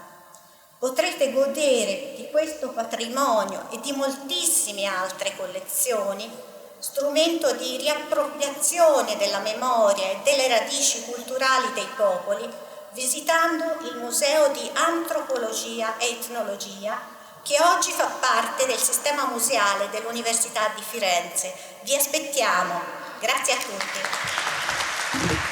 Grazie Lucilla Conigliello, grazie tantissimo di questa descrizione che assolutamente avrà incuriosito e interessato molti dei presenti. Andiamo avanti con un fotografo fiorentino che ha firmato immagini pubblicate su tutti i giornali del mondo.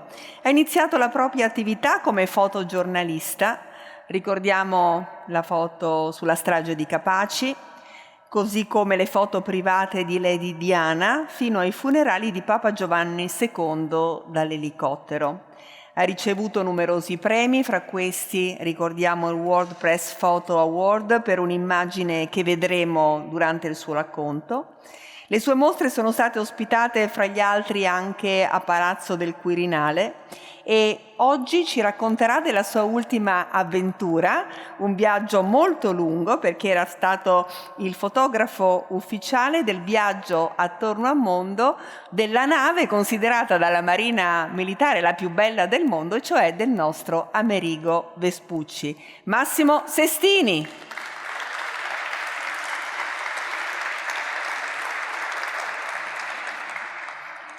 Ciao Massimo, benvenuto. Ma quanto è durato il viaggio dell'Amerigo Vespucci? Prego, parla con il microfono. Tanto? 2 anni. Ma tu non sei stato 2 anni con loro? Per fortuna l'intento era di farmi stare imbarcato. Hai fatto avanti e indietro? A livello artistico e inseguiamo la nave in giro per il mondo con gli aeroplani. Visto che però è stata una bella avventura, anche molto impegnativa. Devo dire che è stata un'esperienza straordinaria.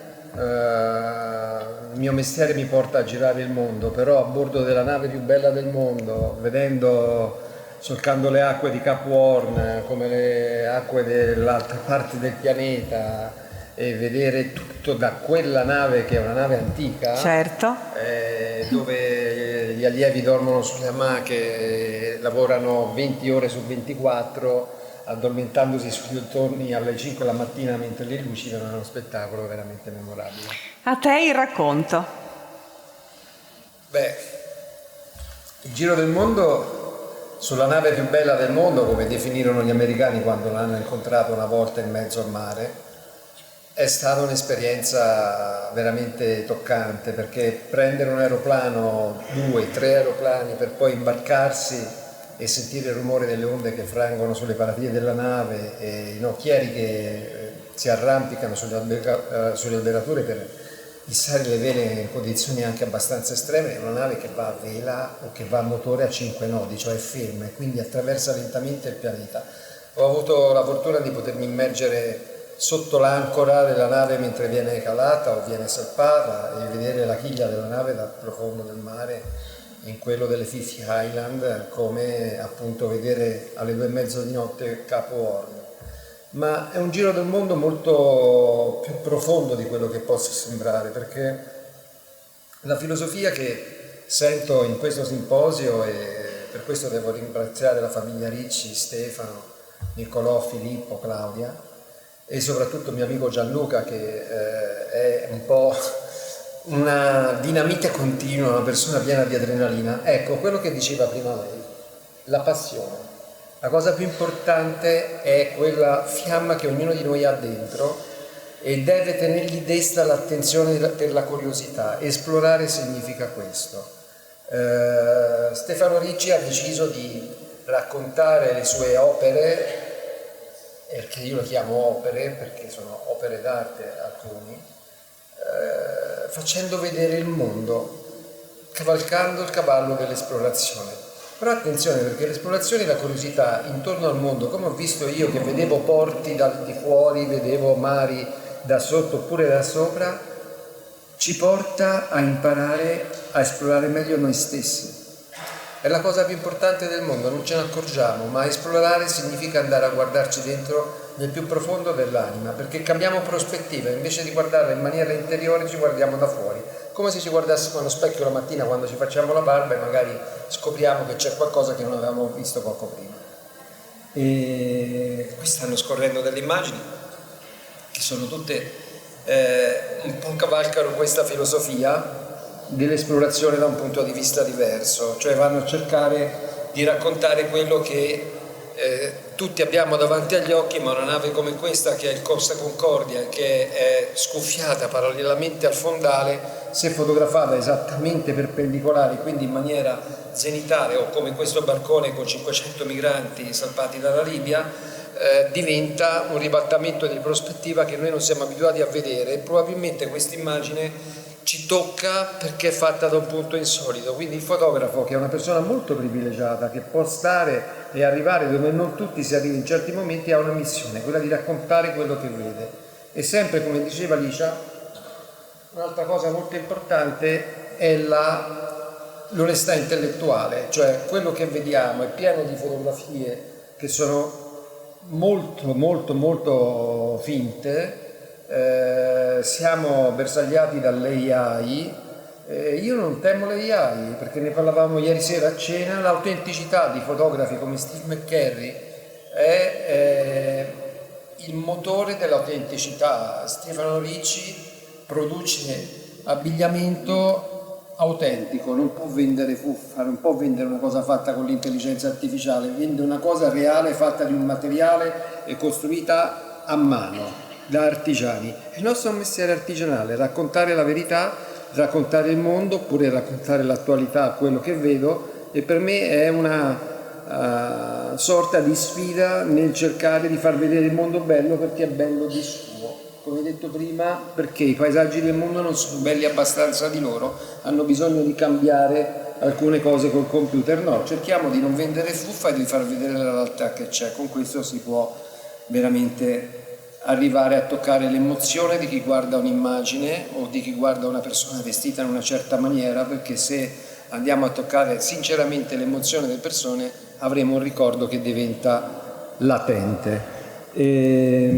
Ecco, qua è stata un'avventura pazzesca, veramente, ma veramente divertente, su un'idea di Stefano, di Filippo, e con Gianluca un giorno mi dissero: perché non facciamo una cosa? E siamo andati tutti insieme anche con Niccolò alla Grotta Azzurra per provare a fare uno shooting all'interno della Grotta Azzurra. Il mio sogno era fotografare Ricci, vestito Ricci, sott'acqua, in immersione in uno dei posti più iconici del pianeta, e quindi fare una fotografia vera, non prendere una fotografia che abbiamo fatto un fotomontaggio, ma usare delle custodie subacquee, fare delle fotografie in split shot che si potessero unire i due mondi, il mondo del sopra l'acqua e il mondo del sotto l'acqua, in un posto unico e incredibile. E credo che soltanto con delle persone abbastanza sciroccate, un po' come me, si possa riuscire a mischiare tutto, fare uno shaker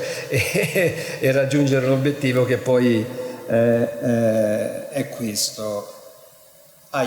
Qua siamo, questa non me la ricordavo, è un selfie che mi sono scattato praticamente al mio cadavere, perché ho avuto una disgrazia il 25 di gennaio scorso, dove sono praticamente morto 2 volte consecutive sotto ghiaccio nel lago di Lavarone, perché la mia epiglottide dopo 34 minuti di immersione ha smesso di farmi respirare. Essendo sotto ghiaccio ho fatto la fine dei topi e quindi sono stato in arresto cardiaco per annegamento. Dopodiché i sommozzatori della Guardia Costiera che erano con me, che stavo fotografando, era il primo shooting del calendario del 2026 della Guardia Costiera, sono stati talmente bravi da riuscire a portarmi fuori da quel buco, e dopo 1 minuto e 40 secondi di arresto cardiaco a rianimarmi con un massaggio. E in quel momento avevo una macchina che scattava una foto ogni 3 secondi su di me, sulla mia custodia subacquea, che mi serviva per avere un backstage di quello che avevo. Quindi mi trovo qui nel Salone 500 a raccontarvi che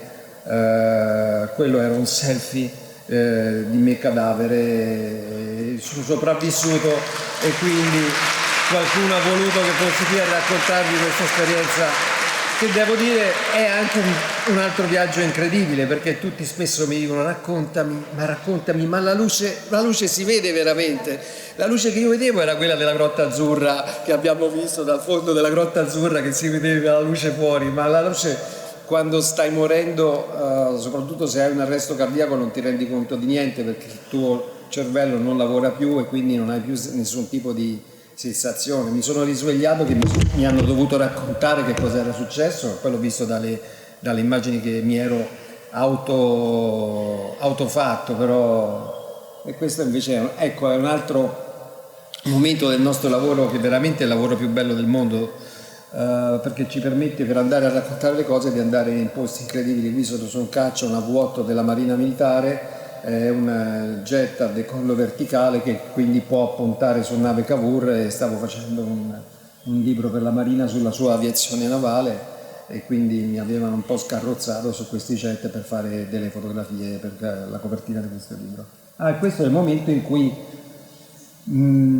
scattai la fotografia del barcone dei migranti che voi avete visto. Questo è l'elicottero che mi ha portato in volo. Sono stati 2 anni di ricerca per fare quella foto, per questo ribadisco il concetto di Licia: bisogna perseverare, bisogna avere un motivo e voler perseverare. Io per fotografare quel barcone di migranti, il primo anno convinsi la Marina Militare a farmi stare settimane su una nave con l'elicottero a bordo cercando di cogliere questa fotografia zenitale. Sbagliai la foto perché c'era il mare molto mosso, e questa è la partenza del Vespucci da Genova all'inizio del Giro del Mondo con le frecce tricolori che le passano sopra, e quindi sbagliai questa foto perché c'era il mare mosso e l'elicottero non riuscì a avere una posizione zenitale subito all'inizio. Io avevo calcolato di avere 20 secondi di tempo, cioè un barcone con 500 persone che stanno in mezzo al mare dopo 2 giorni e 2 notti che navigano, che non sanno se si salveranno.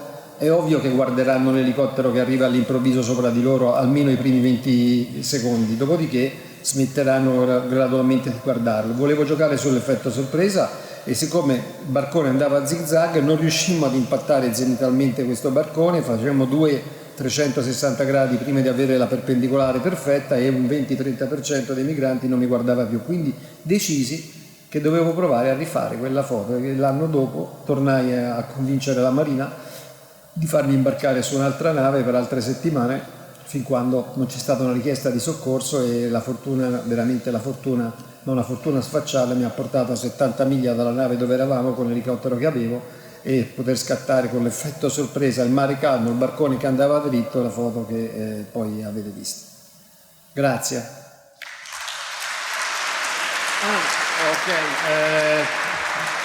Adesso però mi stavo dimenticando che c'è il video della Grotta Azzurra, di questo lavoro che abbiamo fatto insieme. Vediamolo.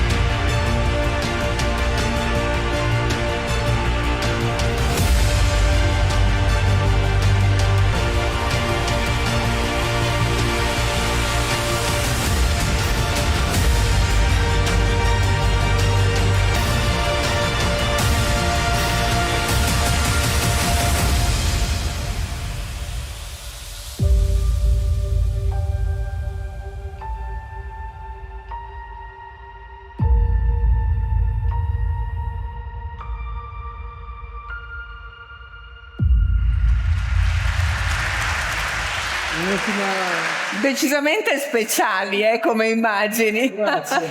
Volevi aggiungere un'ultima? Un'ultima cosa, che la famiglia Ricci, che io ho avuto la fortuna di conoscere da quando praticamente avevo 15 anni, è uno dei miei nuclei familiari clienti, ma anche amici, con i quali alla fine ho girato il mondo, perché mi hanno portato da Miami all'Egitto, dove siamo stati insieme per veramente un evento importante, quindi mi ha fatto anche esplorare in prima persona, quindi grazie a tutti. Massimo Sestini, complimenti, grazie. Abbiamo parlato della nave più bella del mondo e allora adesso parliamo dell'egittologo più famoso del mondo. In America dicono che sia il nuovo Indiana Jones, anzi l'Indiana Jones originale, non quello del film, perché lui le scoperte le fa da tanti anni, le porta avanti e non perde mai l'entusiasmo di andare a infilarsi nei luoghi più nascosti e qualcuno sostiene anche nei luoghi più pericolosi. È arrivato, credo, direttamente dall'Egitto, perché credo sia arrivato stanotte, perché ieri sera non c'era, proprio per l'amicizia con la famiglia Ricci, Zahi Hawass.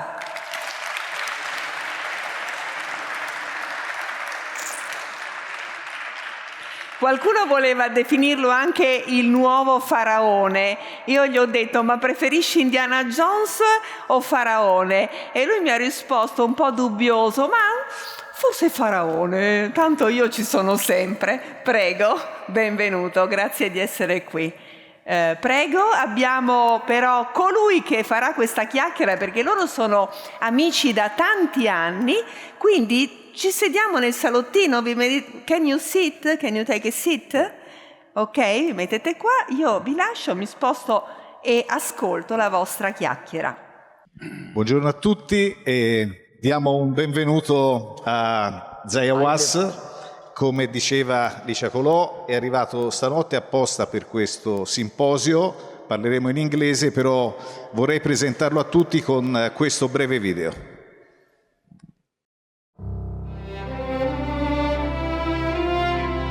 I lived for years in front of the pyramid. I used to watch the sun rise and set. I wrote most of my books in this rest house in front of the Great Pyramid. When I was young, I met the head of antiquities. He said, I signed a decree for you to go to the excavation. I really know nothing in archaeology in that time. The head of the workmen gave me a brush. In the middle of the tomb, there was a beautiful statue of Aphrodite, the goddess of beauty and love.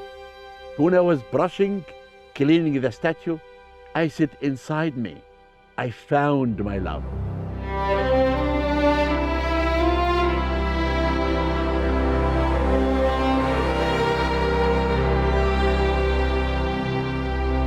We found until now 30% only of our monuments. Still there is 70% is buried underneath the ground. Year 2025 is the most important year for me because mummy of Nefertiti is going to be discovered. Secrets of the pyramid will be revealed. Always Egypt reveal many secrets.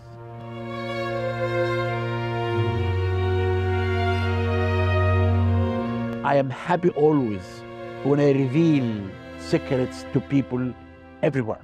And I can see that when I travel, that this adventure in archaeology became a very important thing in the life of people everywhere.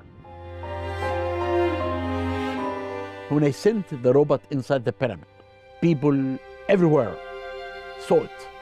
1 year later, I was walking in downtown Cairo.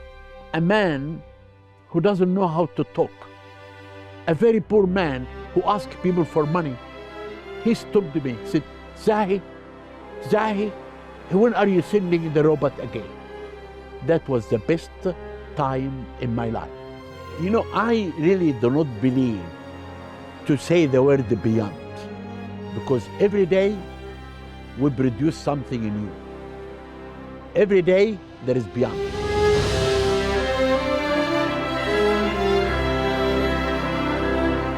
Passion. This is my message to every student to become a good archaeologist. I said one thing, with passion, you make anything small, you make it big.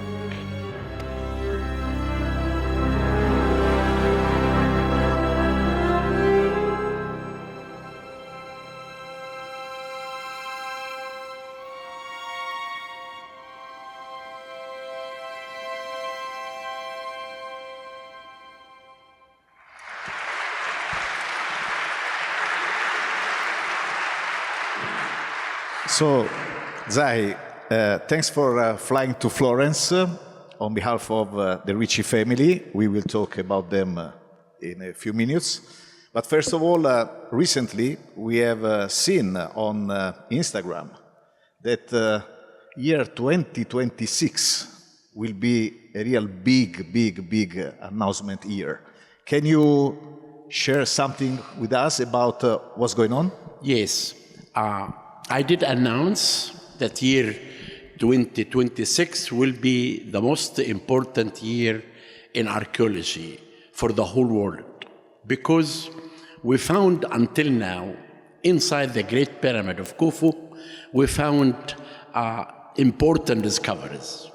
We found one corridor behind the main entrance of the Pyramid of Cheops, about 8 meters long, 2 meters wide, topped with chevron shape.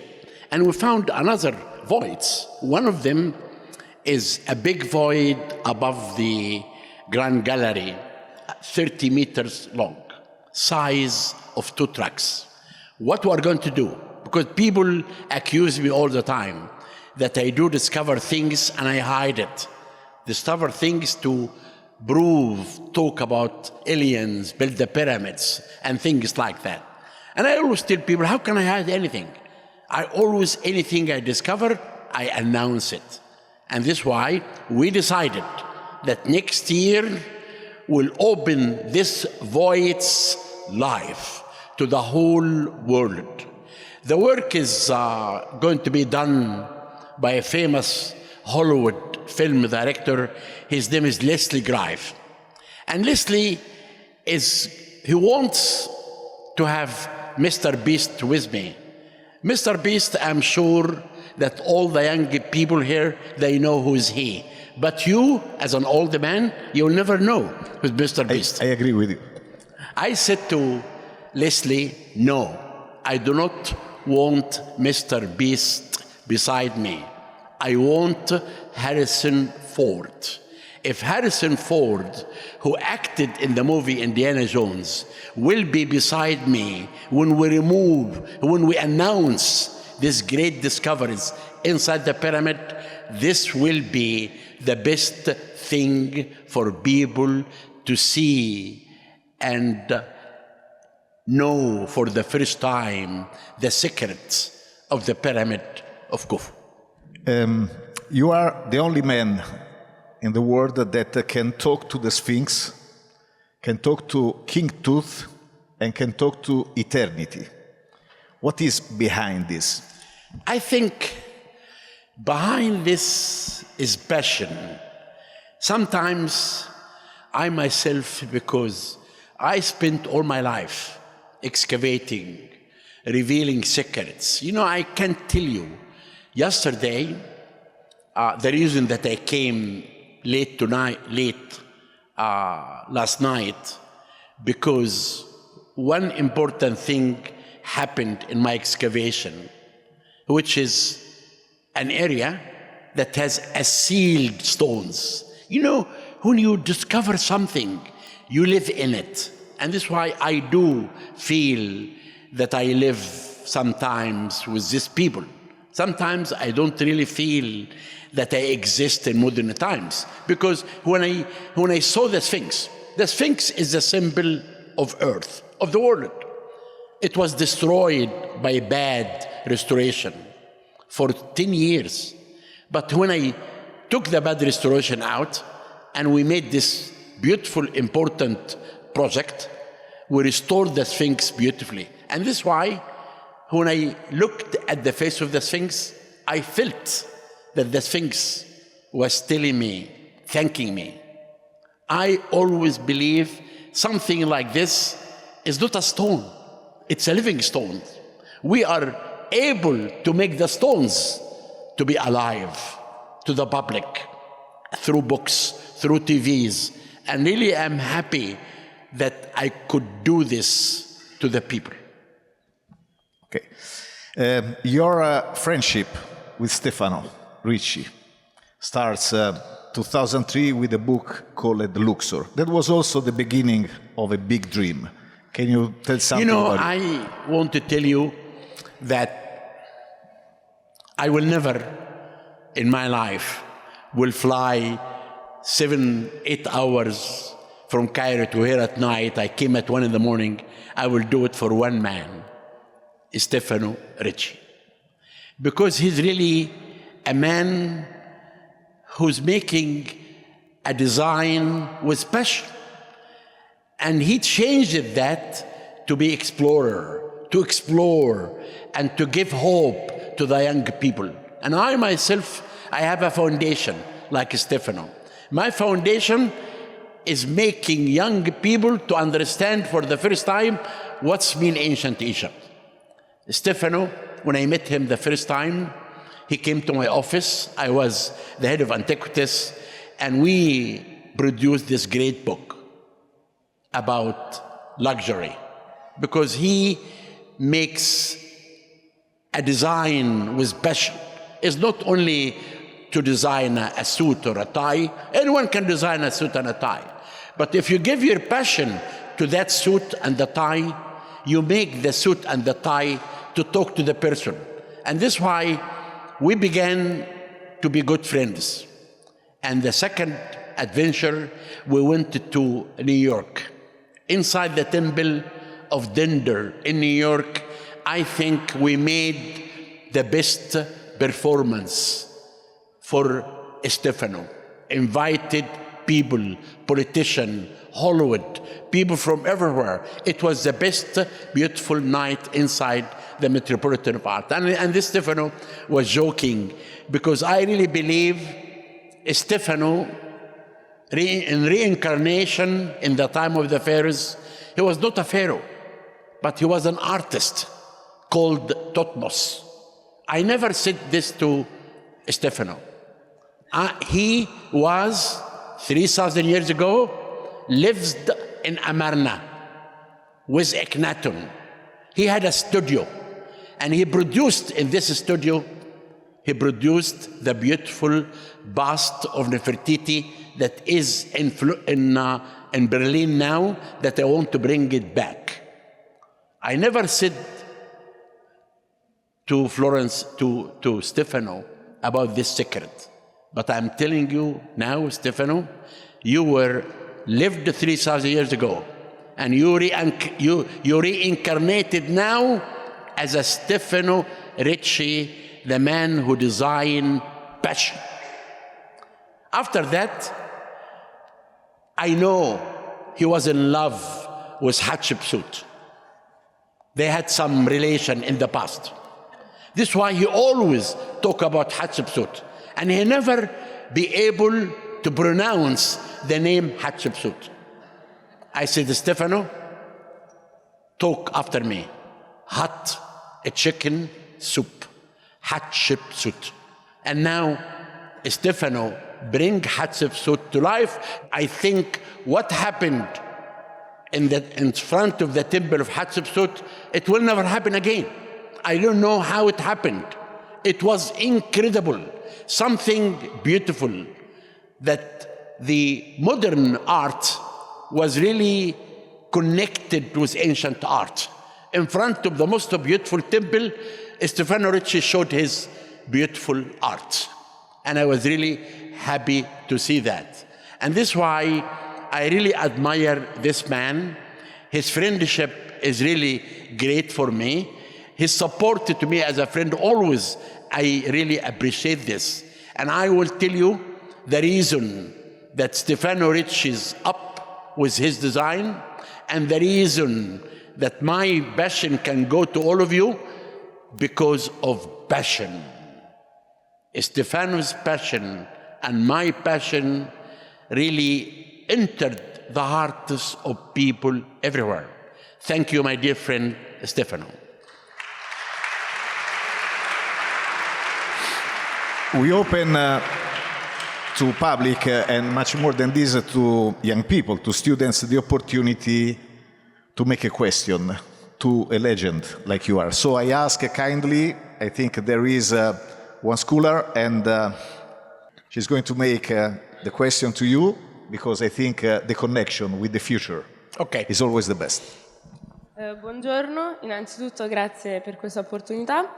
Io e i miei compagni volevamo chiederle se ancora all'epoca degli Egizi c'erano dei cambiamenti climatici e in tal caso nel fare questa scoperta quali emozioni ha provato lei in prima persona. Grazie. Grazie. You know, I found out that the talk about climate change now that people talk about all the time, it was really found and respected by the ancient Egyptian. The ancient Egyptians really did follow this, and they did make many important things to try to be ready for this.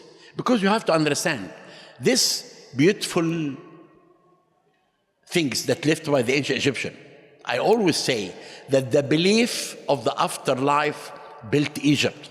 Because the ancient Egyptians believed they will live again, and therefore they produced pyramids, tombs. Look at the tombs. The tombs are beautifully decorated. How they can keep this, how they can preserve this. They did a lot of important things really to protect these important monuments from climate change. Today, we are not able to do that. I took one photograph of a scene in a temple. And every year I take the same photograph. I'm telling you, and I announce in front of all of you, 100 years from now, all these tombs in the Valley of the Kings will be gone. And all of us will be sorry, because we talk about climate change, but we never talk about how can we protect what we have. But the ancient Egyptians did their best. And I can send you all what the ancient Egyptians did to find out and to think about the idea of climate change. So, thank you, Zahi. Thank you for your time. Thank you for joining us. And I think there are several questions. So, by the end of the speech, maybe some students want an autograph from you or something similar. But can I say, yes, is this the last? Please. I want to say to the young people one thing. You know, I did a famous podcast with this guy, Joe Rogan. I found out he believes on aliens built the pyramids. He believes on what the two Italians published a few months ago, that underneath the second pyramid was temples. And they used tomographic radar. I tried to show him that tomographic radar shows only 15 meters under the ground. It will never show 1,000 meters after the ground. And this is why, when I met Mr. Beast, that all of you, the young people, know Mr. Beast. I did not know who is he until I found out he has 400 million followers. I told him, I would like to take you with me to 3 big places. I took him to the tombs of the pyramid builders to show him how we know, we have evidence that the Egyptians built the pyramids. I took him inside the Sphinx in a tunnel to show him that there is nothing hidden under the Sphinx. And I took him to the 5 chambers above the King Chamber in the Great Pyramid to show him the graffiti left by the ancient Egyptians to say that the Egyptians built the pyramids. I want to tell you, I found out, whatever I travel, young people now understand the message that pyramids were not built by aliens. Pyramids built by ancient Egyptians. Thank you. Grazie. Thank you. Ladies and gentlemen, Zahi Hawass. Thank you, grazie. Licia? Grazie a Gianluca Tenti, ricordo direttore di comunicazione mondo di Stefano Ricci, che poi tanto tornerà ancora con noi. Nel frattempo la nostra chiacchiera continua, continuiamo a parlare di esplorazione, quindi vorrei qui con me i 2 esploratori, Niccolò Ricci, CEO di Stefano Ricci SPA, e Filippo Ricci, Creative Director di Stefano Ricci SPA. Prego, accomodatevi. Buongiorno a tutti. Grazie di essere qui. Allora, Niccolò, parliamo subito di Stefano Ricci Explorer, perché la domanda che forse si pongono in tanti, soprattutto i ragazzi, è perché una società di lifestyle di lusso dovrebbe impegnarsi in un progetto di questo tipo. Qual è il messaggio che vi siete prefissati di voler dare? Innanzitutto, buongiorno e grazie per essere qui oggi con noi. Allora, è un percorso quello della comunicazione della Stefano Ricci, che parte dalle campagne fatte con l'arte e quindi con artisti come Gros e Jacques Vetriano, quindi delle comparable fra i nostri capi e i loro dipinti, per poi passare al tour delle grandi bellezze italiana, e da lì siamo passati dalla Grotta Azzurra che abbiamo visto prima, la meravigliosa Reggia di Caserta, il Vittoriale degli Italiani, le bellissime cave di Michelangelo a Carrara, dove abbiamo ambientato delle esperienze di questo viaggiatore senza tempo. E poi il mondo è talmente grande, perché non fare un explorer nel mondo? E da qui c'è stato tutte le campagne che abbiamo realizzato, partendo da Luxor per andare in Islanda, Galapagos, Mongolia, per poi andare in Cambogia, andare in Perù e poi finalmente anche in Cile.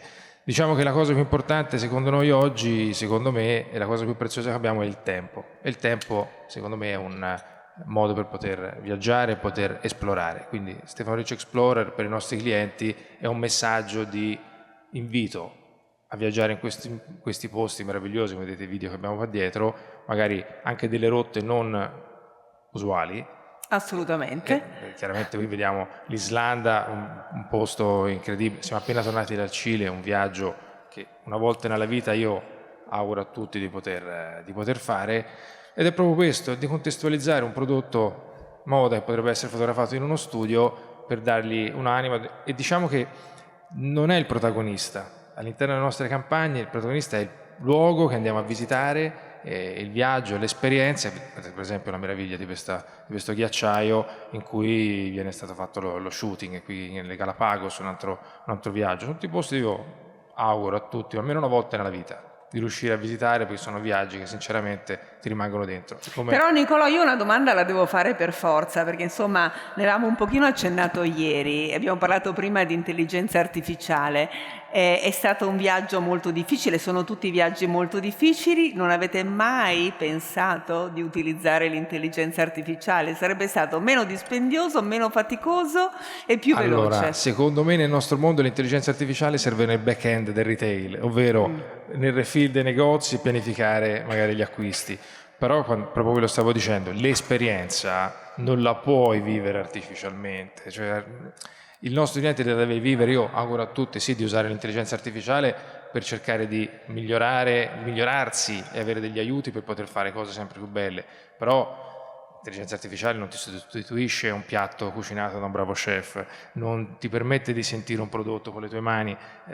Dice la tecnologia aiuterà a migliorare, sì, però le cose fatte dagli artigiani fiorentini, le tele messe a mano come la giacca che sto indossando o gli oggetti di gioielleria che facciamo all'interno della nostra sede a Fiesole, non credo sia mai possibile farle realizzare dalle macchine. Ci vuole l'anima, il prodotto che anima, esperienze che hanno anima.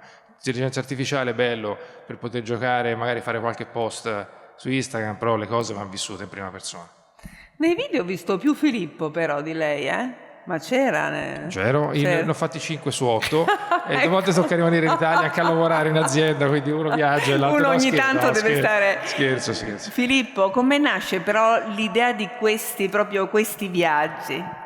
Beh, tutto nasce da un che sono sempre difficili, sogno. Che abbiamo detto che sono sempre difficili. E sono delle missioni che hanno bisogno di una grande preparazione, di molto tempo per prepararle e per renderle operative, di tanta ricerca, perché l'esplorazione vuole questo, la ricerca e lo studio, non si va all'avventura allo sbaraglio, perché sennò i progetti non si portano poi a casa.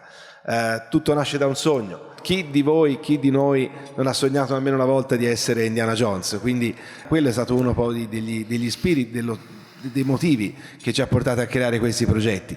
Uno spirito che grazie anche ai nostri genitori che ci hanno portato sin da piccoli a viaggiare il mondo, a visitare i luoghi più remoti della Terra. E adesso perché no?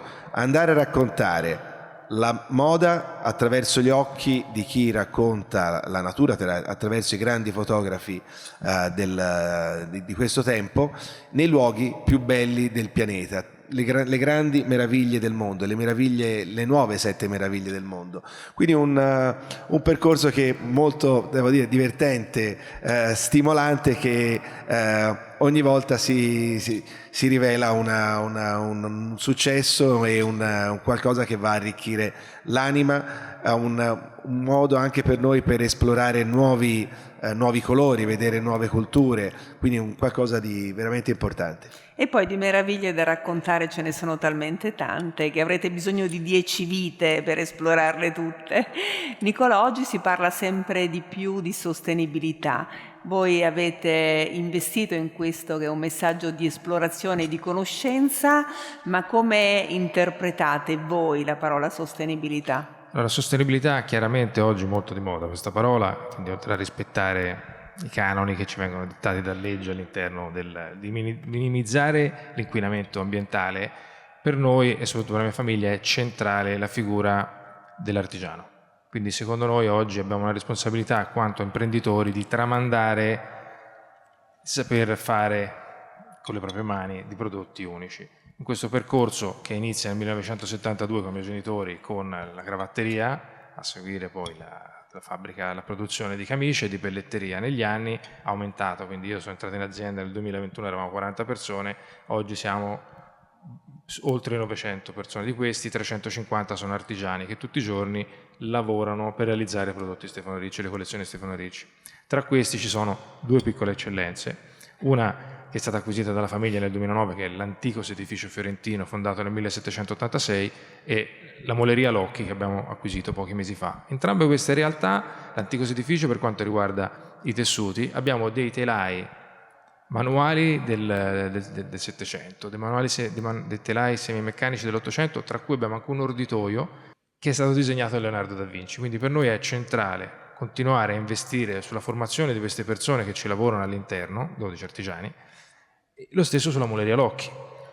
Moleria vuol dire incidere su cristallo dei disegni fatti a mano di prodotti d'eccellenza fiorentina. Quindi per noi è centrale continuare ad investire per tramandare le tradizioni di questi artigiani che all'interno della nostra sede a Caldine passiamo da sartoria, camiceria, pelletteria, piccola pelletteria, cinture, gioielleria, argenteria, perché anche all'interno della sede abbiamo 2 artigiani bravissimi che con l'arte dello sbalzo e del cesello realizzano dei prodotti unici. Quindi è proprio una responsabilità sociale, quindi la sostenibilità di poter tramandare alle future generazioni sia la possibilità di avere queste realtà nella propria città, ma soprattutto invitare magari anche alcuni di loro a iniziare a lavorare e capire di cosa si tratta queste arti e mestieri in cui noi investiamo tanto.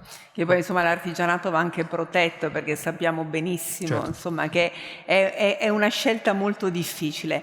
Torniamo invece alle immagini che avete realizzato, ai video che avete realizzato. Insomma, che cosa significa lavorare con i fotografi più famosi del mondo? Cioè non è che avete fatto una scelta così casuale, abbiamo proprio la crème della crème qua in prima fila. Beh, siamo partiti con un'idea. Tanti anni fa avevo una foto sulla scrivania di un eagle hunter della Mongolia, un falconiere della Mongolia, che sopra un cavallo, una cosa molto particolare. E grazie all'amico Terry Garcia, attraverso una telefonata, gli dissi: beh, vogliamo iniziare questo progetto Explorer e voglio fare qualcosa di simile. E lui mi disse: ma lo conosco il fotografo, è un amico. E questo era Chris Rainier, che è stato il primo che è venuto con noi in Islanda. Dall'Islanda poi siamo anche andati in Mongolia, nel mezzo le Galapagos con Mattias Klum, dove abbiamo fatto le immersioni con gli squali, i leoni marini, scoprendo questo mondo anche delle tartarughe giganti.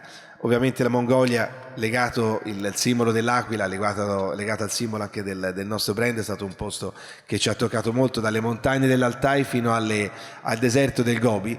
E poi siamo arrivati in Cambogia conoscendo il grande Steve McCurry e portando avanti anche questo progetto attraverso i templi della Cambogia, Angkor Wat, Bang Malea, i templi dalle 1000 facce.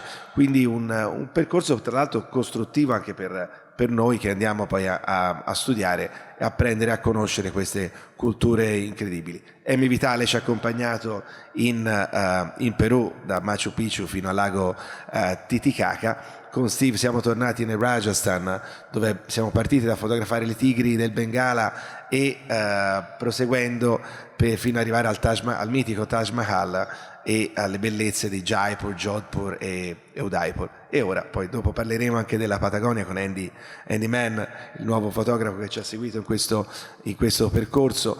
Però ovviamente ogni volta una visione diversa della natura raccontata con un occhio che guarda l'uomo, che guarda anche alla moda, perché per noi poi è importante anche raccontare il prodotto, però dando proprio una priorità a quello che è il bello, a quello che è il contesto in sé, accompagnato anche da Alessandro Moggi e Eugenia Maffei, che sempre con me dietro le quinte lavoriamo nel realizzare queste foto. Io sono appassionato di fotografia, quindi sto apprendendo da alcuni dei migliori del mondo, quindi un modo migliore non ci poteva essere per portare avanti questo.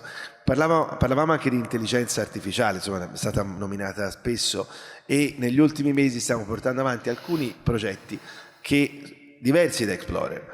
Però Explorer è anche andare oltre il limite, oltre l'immaginazione, andare a ricercare qualcosa che non esiste. E quindi con l'intelligenza artificiale abbiamo fatto dei progetti legati alle missioni impossibili. Un uomo che va a abitare su Marte, magari un giorno lo sarà, un uomo che vive a Atlantide, un uomo che vive con i draghi straordinari nella natura primordiale. Quindi ci piace giocare anche con la mente, ovviamente consapevoli. Però in questo caso dichiarandolo, cioè talmente evidente, no? Non facendo, perché questa era la cosa importante che dicevo prima. L'intelligenza artificiale deve essere uno strumento che ci deve permettere di sognare, ma ci può aiutare attraverso l'uso della fotografia reale e l'utilizzo delle nuove tecnologie anche di creare delle cose che sono sicuramente surreali, ma stimolano un po' quello che è la nostra fantasia e un po' quelli che sono i grandi film di fantascienza. La fantasia poi è alla base di tutto nella vita, non dobbiamo mai perderla, perché poi i bambini ce l'hanno e noi crescendo la perdiamo un pochettino, invece va coltivata. Tornando alle vostre esperienze di viaggio, abbiamo capito che non sono mai esperienze turistiche, sono veramente delle esplorazioni. Chiederei a entrambi quali sono stati i momenti più difficili o più emozionanti. Allora, 3 settimane fa eravamo in Patagonia e a un certo momento ho guardato mio fratello negli occhi e gli ho detto siamo matti. Siamo matti? Siamo matti perché non è un Stefano Ricci Explorer, ma è Extreme Explorer. Ci siamo trovati su dei gommoni che cominciavano a imbarcare acqua, siamo completamente bagnati, c'era 6 gradi, 7 gradi, la collezione si è bagnata, siamo arrivati, abbiamo dovuto scalare il passaporto si è bagnato. Il passaporto mio completamente bagnato, abbiamo dovuto scalare una montagna per 20 minuti, mezz'ora con delle corde. Non guardavo neanche sotto perché non guardiamo, andiamo avanti, siamo arrivati in cima, una tempesta di sabbia, che la sabbia arrivava dal ghiacciaio, non riuscivamo a tenere gli occhi aperti. Arrivati lì ci hanno messo i ramponi, ci hanno dato i picconi per salire e gli elmetti e dice mi raccomando attenzione perché qui è pericoloso. Io ho guardato tutto il team ho detto ragazzi, sa che siamo andati oltre, però alla fine, come c'è sempre successo, avete visto delle foto di me da bambino stamattina, appena arrivati con i miei genitori. L'Explorer più è duro e più bello ti lascia, il ricordo è più bello. Quindi io nei miei ricordi dei viaggi fatti con i miei genitori o anche in questo Explorer, i momenti più quasi di disperazione, vuol dire ma chi me l'ha fatto fare, sono quelli che veramente ti rimangono dentro, sotto la pelle.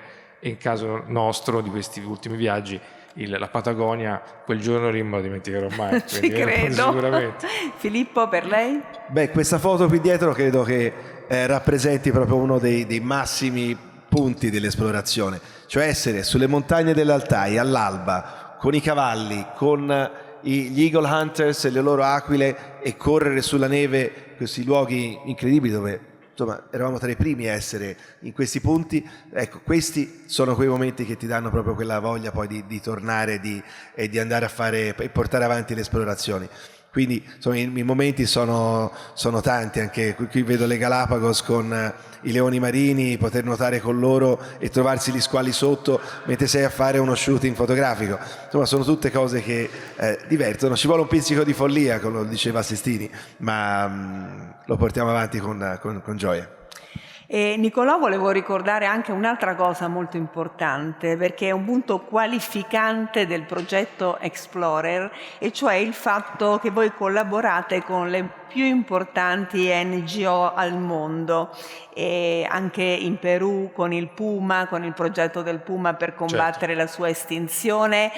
Come mai anche questa idea, questo progetto? Noi siamo cresciuti un po' con indicazione dei nostri genitori, di mio padre, dobbiamo sempre rendere da chi riceviamo. In primis è stato Firenze, una città che ci ha dato tanto e quindi a cui abbiamo voluto rendere con le varie cose che abbiamo fatto durante gli anni. Però per noi Explorer è anche questo, lasciare un segno della nostra presenza anche dopo essere entrati in Italia. E quindi nei vari viaggi abbiamo sempre sposato una causa di un NGO che abbiamo supportato, in alcuni casi sull'introduzione di animali come alle Galapagos con la fondazione di Charles Darwin per la reintroduzione delle tartarughe giganti. In India Wildlife Alliance, in cui abbiamo aiutato e supportato l'introduzione della tigre. La Kazakh Falconry Association in Mongolia per la reintroduzione delle aquile reali, e tutto quello che concerne il mondo degli eagle hunter, che sono questi signori qui dietro di me. Però ovviamente non solo l'introduzione di animali, come anche l'ultimo viaggio della Patagonia per il supporto della reintroduzione del puma nel Cile centrale, ma come abbiamo fatto in Perù, il sostegno alla fondazione textile de Cusco, in cui la signora Nilda supporta l'emancipazione femminile, dove più di 400 donne oggi lavorano nei suoi laboratori. Quindi dove siamo andati abbiamo sempre cercato nel nostro piccolo di dare un contributo per sostenere, quando si parla infatti di sostenibilità, non solo in Italia ma anche all'estero, in questi posti, e lasciare un segnale di Stefano Ricci, la Fondazione Stefano Ricci e Stefano Ricci Explorer. Anche perché il mondo è uno solo, la nostra casa comune è così preziosa. Filippo, Prime Video, che cosa ci dice? Beh, anche questa è stata una bella sorpresa. Noi abbiamo prodotto questi video che sono diventati appunto dei piccoli documentari, e Prime Video ci ha selezionati per questo progetto che si chiama National Geographic, Explore the World to Explore Ourselves. È il nostro claim, quindi esplorare il mondo per conoscere se stessi and to push beyond, per guardare avanti, per andare sempre oltre il limite. Quindi è partita questa serie con i primi 4 episodi che coinvolgono l'Islanda, le Galapagos, la Mongolia, e dove è nato tutto, Luxor, perché Luxor è il capitolo, è il capitolo 0, diciamo, di tutta questa avventura, dove all'interno della tomba di Nefertari, mentre eravamo a fare un photoshoot proprio per la prima volta con un fashion brand che scattava all'interno, ho iniziato a dire, noi adesso dobbiamo proprio push beyond, dobbiamo andare oltre il limite e cercare di realizzare le nostre campagne nei luoghi più belli del pianeta. E quindi avete ancora un altro obbligo di continuare, andare avanti così, anche meglio, mettiamo. Grazie per la vostra testimonianza e per le vostre iniziative. Grazie tantissimo. Andiamo avanti con un fotografo che è stato menzionato tanto. Mi stanno facendo un gesto, possiamo... Non ho capito? Ah, ok, non andiamo avanti, vi ricatturo, venite qua con me, perfetto, perché mi dicono che ci sono delle domande per i nostri ospiti, protagonisti. Come ti chiami? Così intanto ci presentiamo. Sono Lorenzo, dalla European School of Economics, e volevamo chiedervi quali sono le più grandi difficoltà, anche personali, che avete riscontrato nel riuscire ad allineare la vostra missione, cioè il tema degli esploratori, con le vostre attività giornaliere all'interno di Stefano Ricci. Allora, sicuramente, come dicevo, ci vuole una buona preparazione, perché ognuno di questi viaggi comporta, riusciamo a concentrarlo in 8 giorni di produzione, quindi sono 10-12 giorni tra viaggi inclusi, eccetera. Quindi va tutto preparato molti mesi prima, ogni giornata di shooting è ovviamente ben definita e cerchiamo ovviamente di concentrare il tutto nel minor tempo possibile, con giornate che partono proprio dall'alba, quindi con le sveglie alle 4-4:30 la mattina, e arriviamo proprio fino a notte fonda, ma ci permette di sfruttare la blue hour nei due punti, sia la mattina, l'alba che il tramonto, che sono i momenti più belli per fare le foto, i video, eccetera.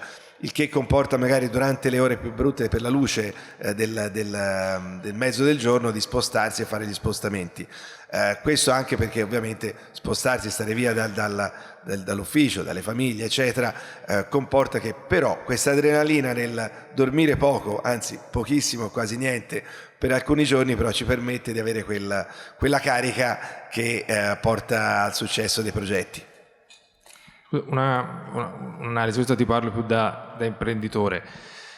Nel mondo della moda tutto si basa su 2 stagioni, 2 collezioni, cioè quelli sono come i vostri esami a scuola, noi ogni 6 mesi abbiamo un esame, quindi si parte con una pianificazione addirittura 10-11 mesi prima per la collezione successiva, per poi arrivare 3 mesi prima della presentazione, in questo caso magari può essere il Pitti, ad avere tutta la collezione pronta, magari look dell'Explorer, portarli dall'altra parte del mondo, fotografarli, quindi un team di design che si occupa di quello. Poi c'è tutto un team di pianificazione in loco, c'è tutto un team di post-produzione, quindi i fotografi, i cameraman hanno 20 giorni per tutti i video che noi facciamo, l'emozionale, lo stagionale, il lookbook, i cataloghi, vengono fatti. Quindi tutta la pianificazione, nonostante il viaggio sia 10 giorni primavera-estate, 10 giorni autunno-inverno, c'è una pianificazione di 9 mesi sulla collezione e di 3 mesi prima del viaggio. Quindi l'importante per poter gestire queste avventure, ma questo è per noi un lavoro, è pianificare. Senza la pianificazione tutto questo non esisterebbe.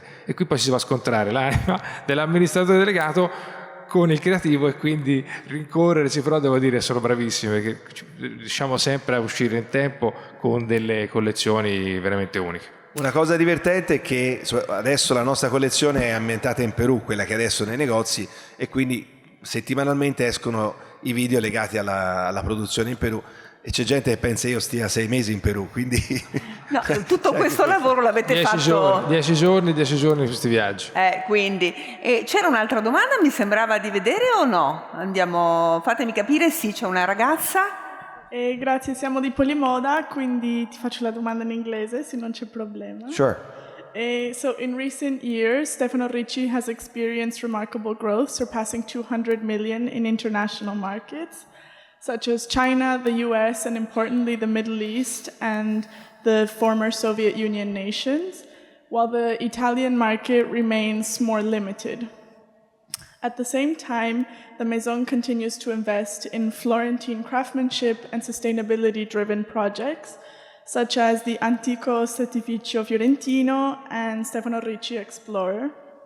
From your perspective, what is today's main strategic challenges and demands in significant global expansion while maintaining brand coherence and uncompromising quality? First of all, for us was very important, as always in helping us, not to do secondary line. And on the top of that, we never do end of season sales in our stores at the end of every season. This because when you buy one of our products, we always have a 20 years vision, which means if today you buy one product for 5,000 euro or whatever, you cannot buy for 50% off in the same location within a few months. So that is only to continue and have a long-term vision for sure. Another thing, it was our accomplishment, was to open shops in order to balance every market. So you do not. Years ago, I have to say we're very strong. Like most of our shops, a lot of our business was in China. I would say 40%. Our mission was to rebalance the revenues, 20% the US, 25 Europe, 20 former CIS Republic, 20 China, 20 Southeast Asia and Middle East. So that is, I think, is key for a healthy business to be steady in all markets and also in every product categories. So, sometimes you have we have one driver, which might be one item, like was for us years ago, our crocodile belts with the eagle head, which was a must in Asia. And then we were able, as well as rebalance the revenues in all the stores, we've been able to rebalance every single category. So now today, clothing, knitwear, outerwear, whatever. It's like all very balanced. So on a long term, quality, re-establish percentage in between categories and between markets. A posto? Mi sa che abbiamo finito. Grazie, grazie. Allora, dicevo prima, ne abbiamo parlato diverse volte, l'abbiamo nominato, lui è un fotografo di fama mondiale, storyteller, è diventato famoso come fotografo di guerra, vincitore dei premi più importanti e che tutti voi riconosceranno per alcuni scatti iconici, fra i quali abbiamo una ragazza afghana che ha raccontato al mondo emozioni veramente che nessuna penna poteva riuscire a fare. Steve McCurry. Anche in questo caso viene introdotto da un video di Stefano Ricci biondo e lo intervisterà Gianluca Tenti.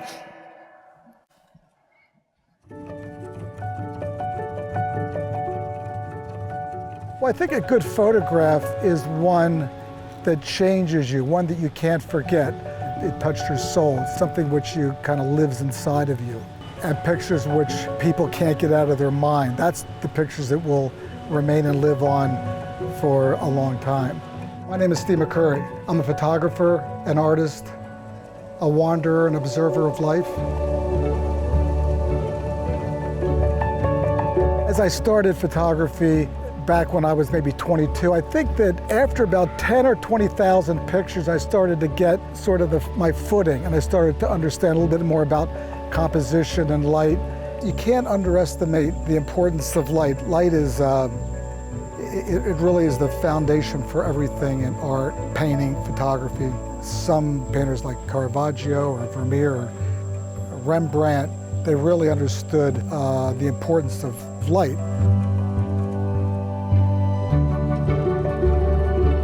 You often like different pictures for different reasons. Sometimes it's the story, sometimes you remember how difficult it was to make that picture. But I think they all, for me, it's one body of work. I don't really have favorites, to be honest. For me, some of the most important pictures I've made are just little insignificant moments, people I've met on the street, people that have moved me, touched me. So for me, it's often the pictures you wouldn't expect that end up being kind of my favorites, or the ones that I kind of can't forget. Occasionally there's an exhibition or a book. I'm grateful that people respond to my work. But beyond that, it's for me, life is about your family, it's about working, it's about being creative, it's finding something in life that gives meaning and joy and fulfillment to you. I have thousands of pictures out of focus, thousands of missed opportunities, thousands of mistakes. But you know, in life, you pick yourself up, you move forward, and you don't dwell on the past, you don't think about the mistakes. We all have mistakes. You gotta move on, you gotta pick yourself up and move forward, be positive. Thank you. That was inspirational. Woo!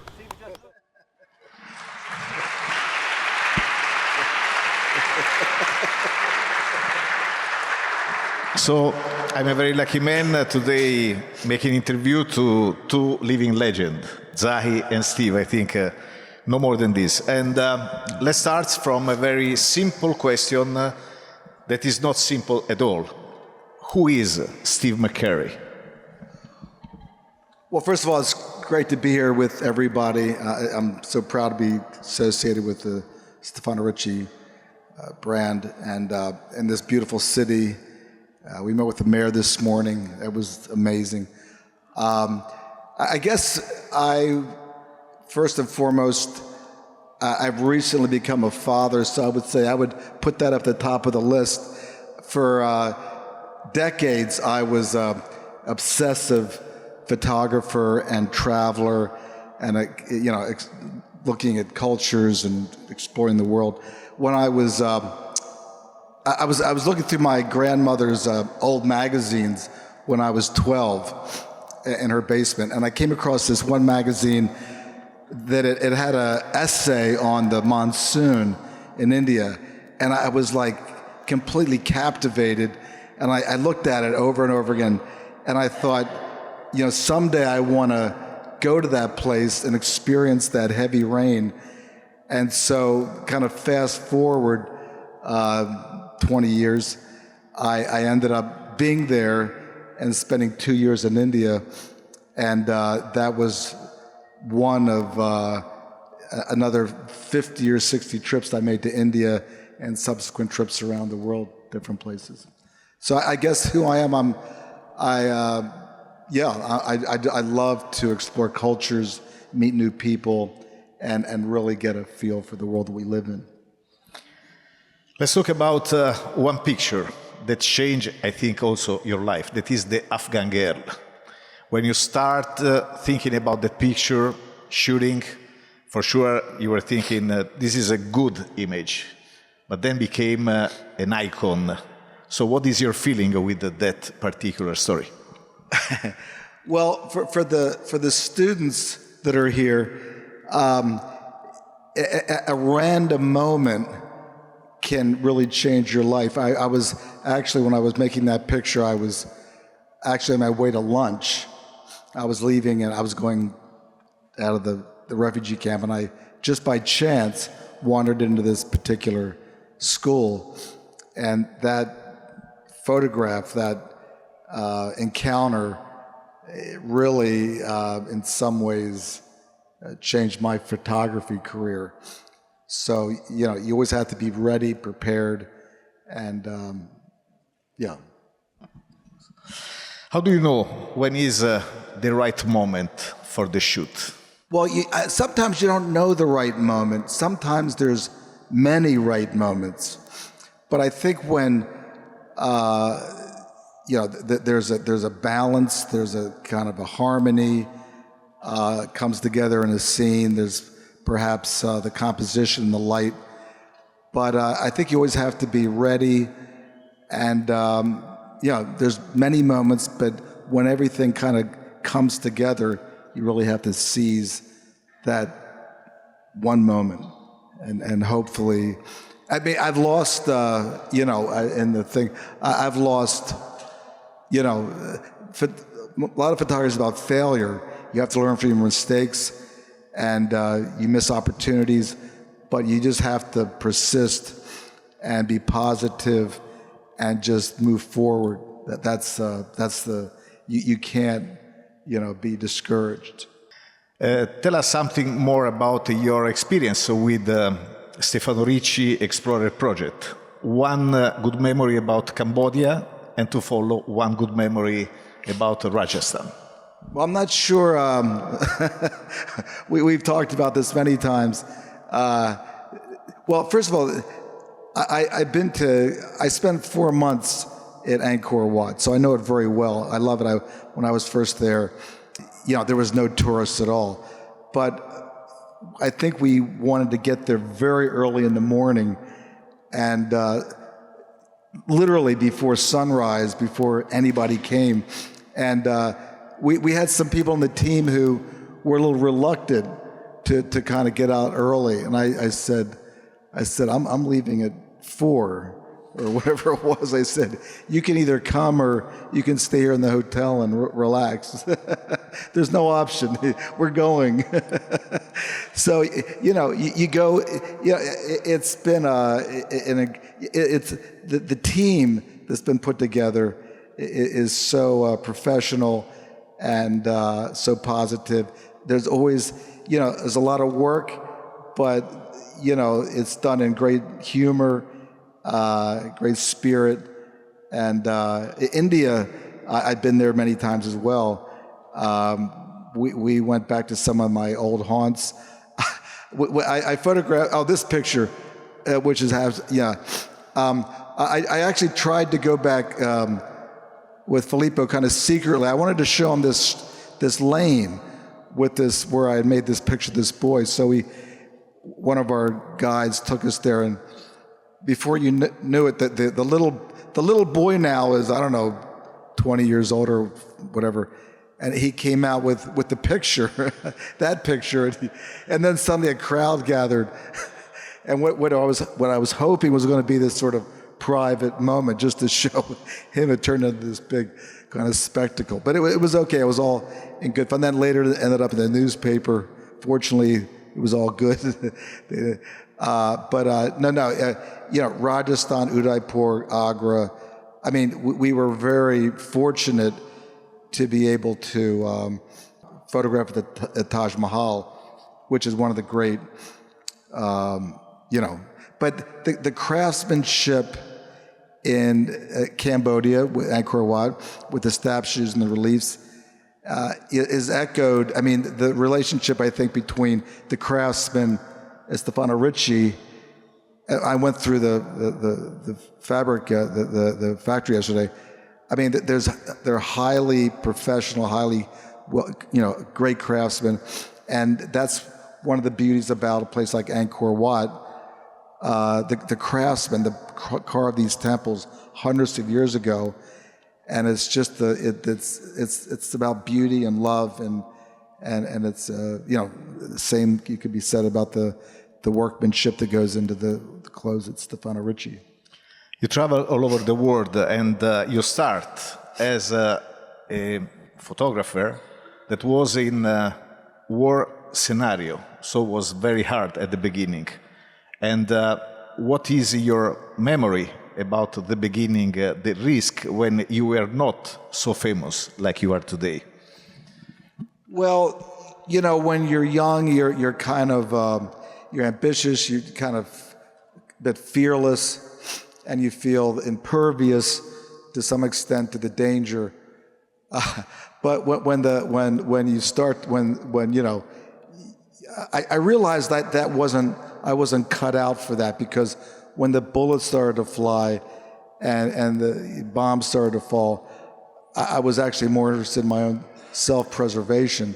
The thing which I did gravitate towards was the human story of the refugees, the displaced people, the children who were, under fire for no fault of their own, and people who were suffering because of fighting, which they were just innocent bystanders. So that was really always my emphasis, not really sort of combat, I would say.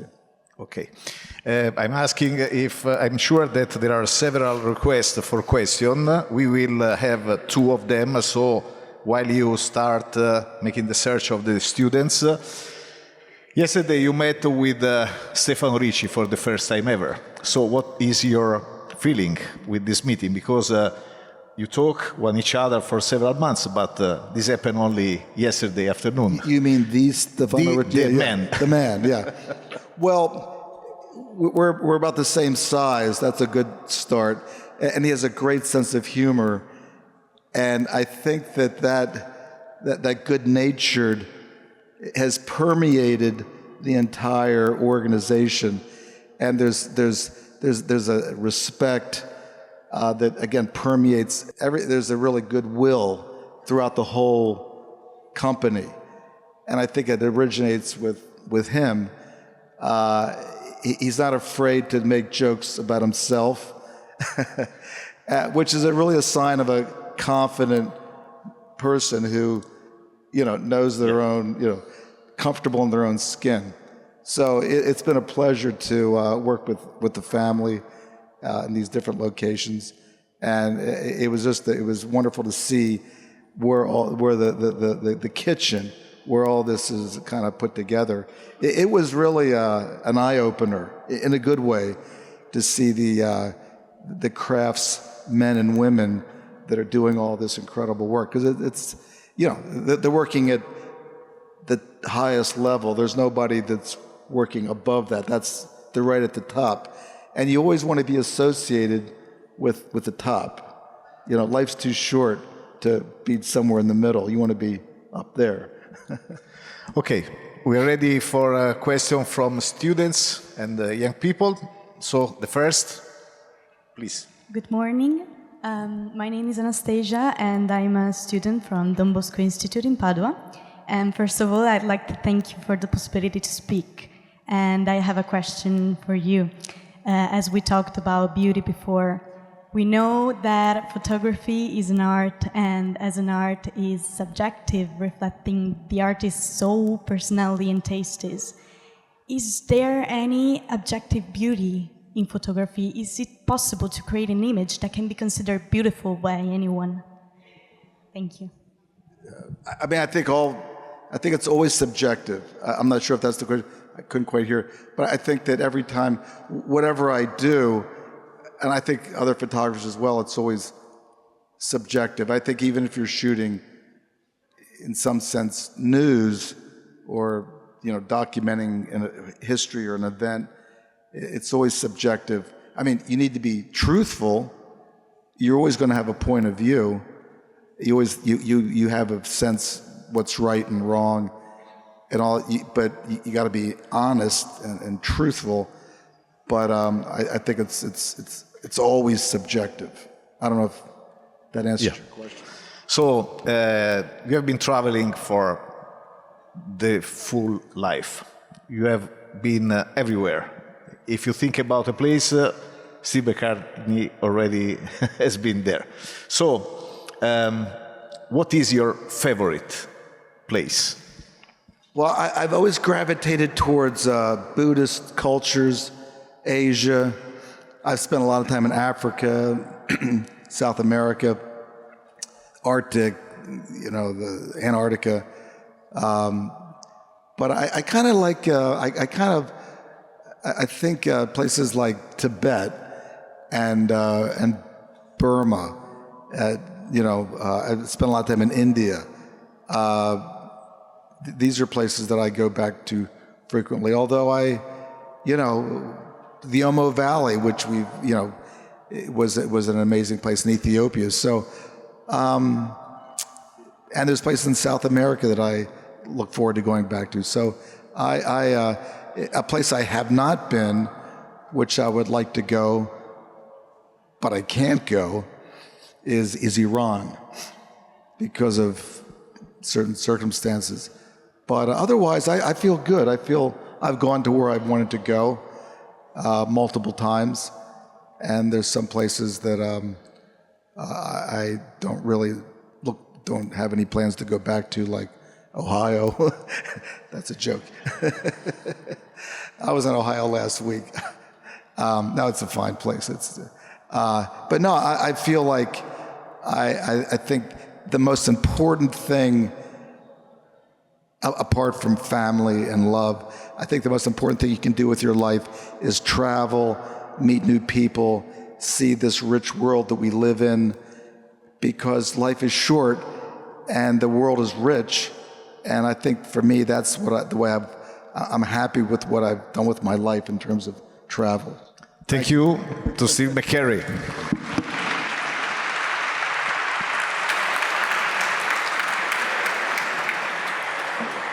Grazie. Allora, adesso voglio continuare a raccontarvi un personaggio molto molto importante, particolarissimo. Ho cenato con lui ieri sera, è stato veramente un piacere, accompagnato dalla moglie Mary, perché è un grande lottatore, un amante della scienza, del mondo, della natura. È una persona che praticamente è diventato una leggenda proprio dell'esplorazione.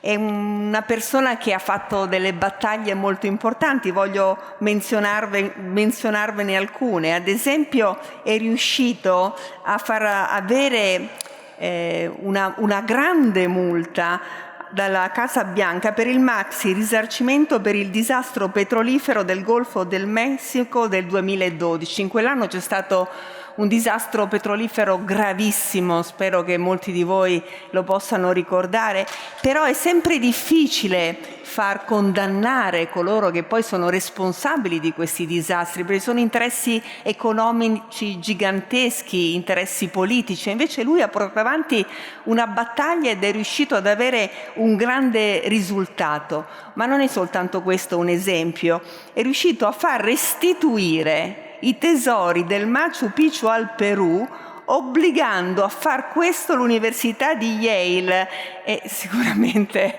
anche loro non saranno stati molto contenti a riguardo. Chiamo sul palco Terry Garcia. È una leggenda del mondo dell'esplorazione, CEO di Exploration Ventures. Il mondo conosce per queste cose, oltre che per le sue innumerevoli attività legate al National Geographic. Thank you very much.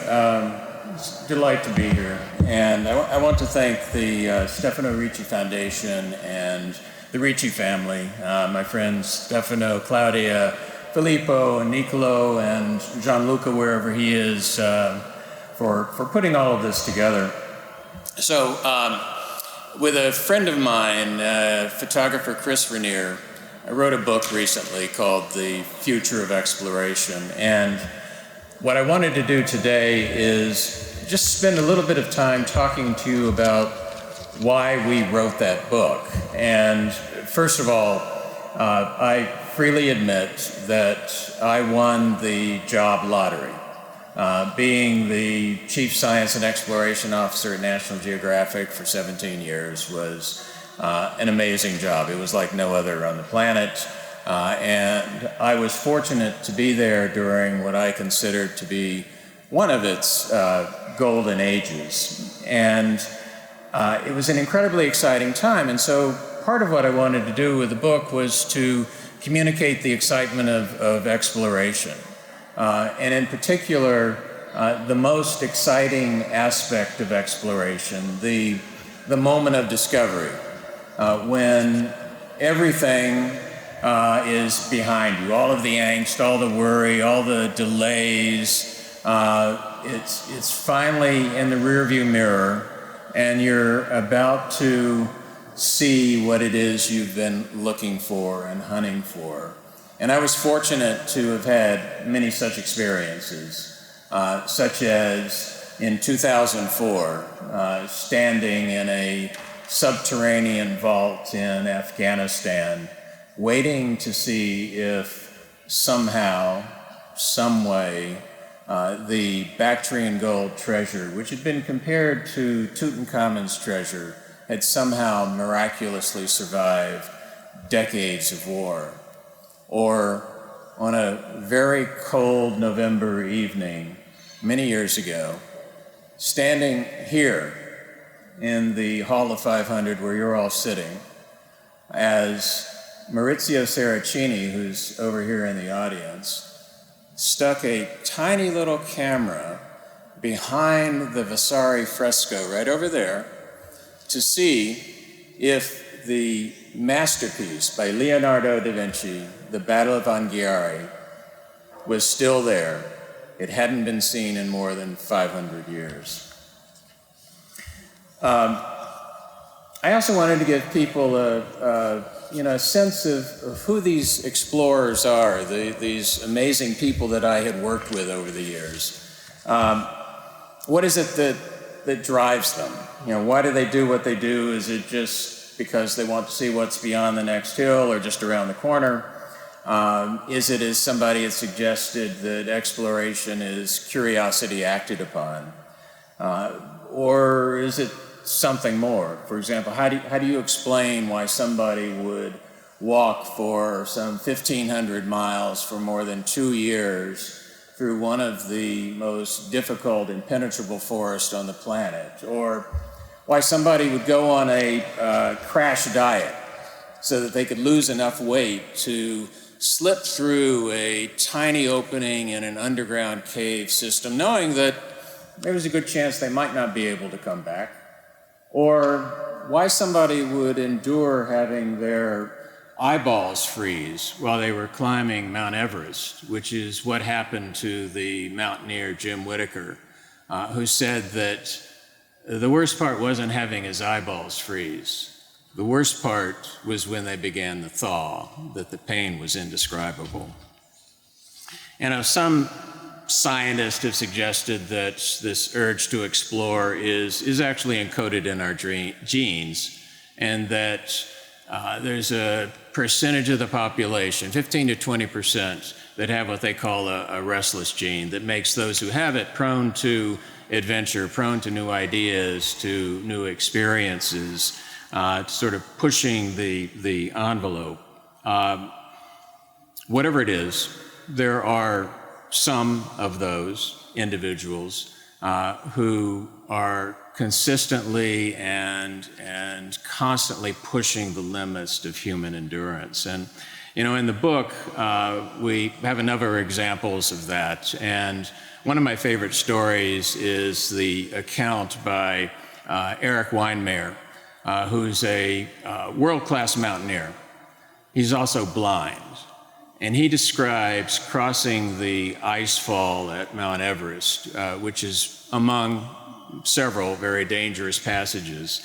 And he says that sometimes the crevasses were so wide that he couldn't feel the other side with his trekking pole, and that it required a literal leap of faith. And he would have his trekking team tap their poles on the opposite bank, and then he would jump.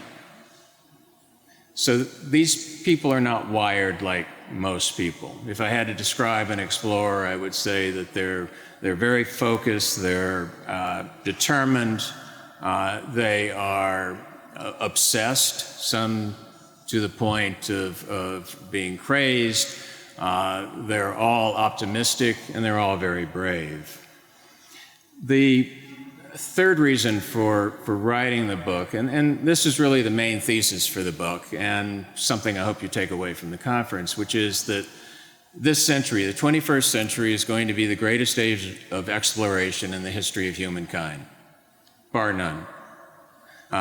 When you think about it, you can hop on a plane now and fly to just about any point on the planet, but there are still mysteries out there. There are still surprises that are waiting for us, and there's still even some blank spaces on the map. And this new age of exploration is being driven in large part by technology. Technology that is allowing us to open doors that we thought were permanently closed to us. In some cases, doors we didn't even know existed. Technology like ground-penetrating radar, high-resolution satellite imagery, a new generation of deep-sea submersibles, LIDAR, AI. They're all revolutionizing the way we explore and creating opportunities for a new generation of explorers. And there are a number of examples that I talk about in the book. You know, one of them is about the city for this myth, or about the search rather, for this mythical city called the City of the Monkey God, and how LIDAR revealed something that hadn't been seen in maybe 1,000 years.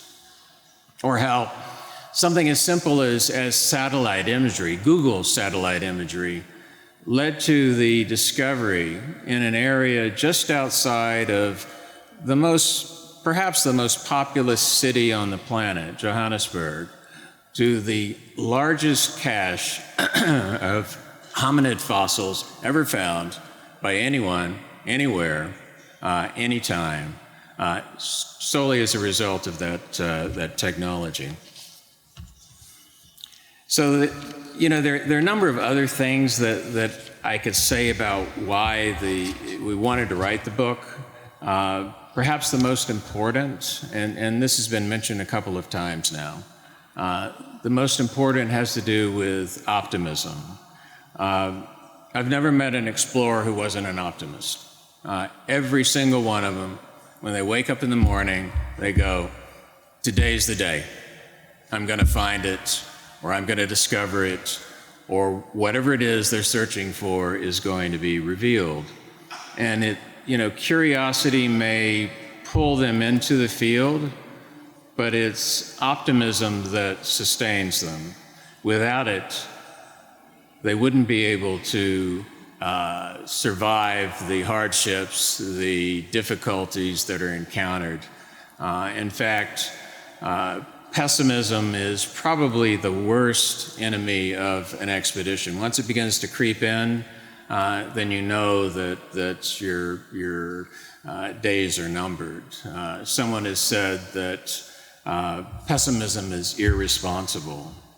And so when Chris Rainier and I were going through the book, and we had collected these essays from various explorers, and one of the things that became apparent was that the common thread that connected all of these stories, all of these explorers, was their optimism about the future.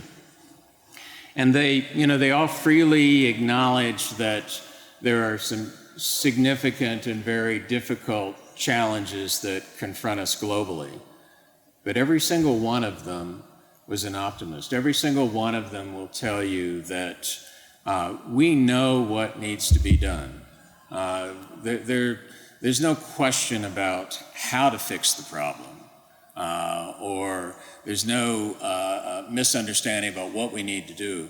It's merely a question of will. Do we have the will to do it? And that's where all of you come into play. A friend of mine and great explorer, Sylvia Earle, has said that the greatest gift as a species that we humans have is the ability to choose the future that we want to see. So now if I could just shift gears for a minute and talk about the Stefano Ricci Explorer program, and how I got involved in the program. I received a call from Filippo and from Gianluca one day, and they began outlining their vision for this program that would have us travel to some of the most remarkable, beautiful, iconic places on the planet, places that are evocative of exploration, and we tell stories about exploration and how exploration has and continues to change our understanding of the world. And I think that I barely let them finish describing this when I said, yeah, okay, count me in, I'm there. Because what's not to like? I would be able to work with very good friends, very old friends, doing something that I love, talking about exploration, talking about conservation. And I'd had the added bonus of being able to introduce to them some of my friends, some of the great photographers and great explorers of the world. And so over the past several years, we've done just that. And I was also, I have to admit, I was attracted to the proposition that we would have an opportunity, I'd have an opportunity to speak to an entirely new audience, to the many people that Stefano Ricci touches every day in their work, talk to them about exploration and things that were important to me. And it was my hope that, if these people that they interact could, for just a moment, pause and reflect upon some of the issues that we highlight in our projects: climate change, the loss of species, of habitat degradation, of cultures that are struggling to survive in an increasingly changing world, that would be time well spent. And at the risk of stating the obvious, these are projects that are very complicated.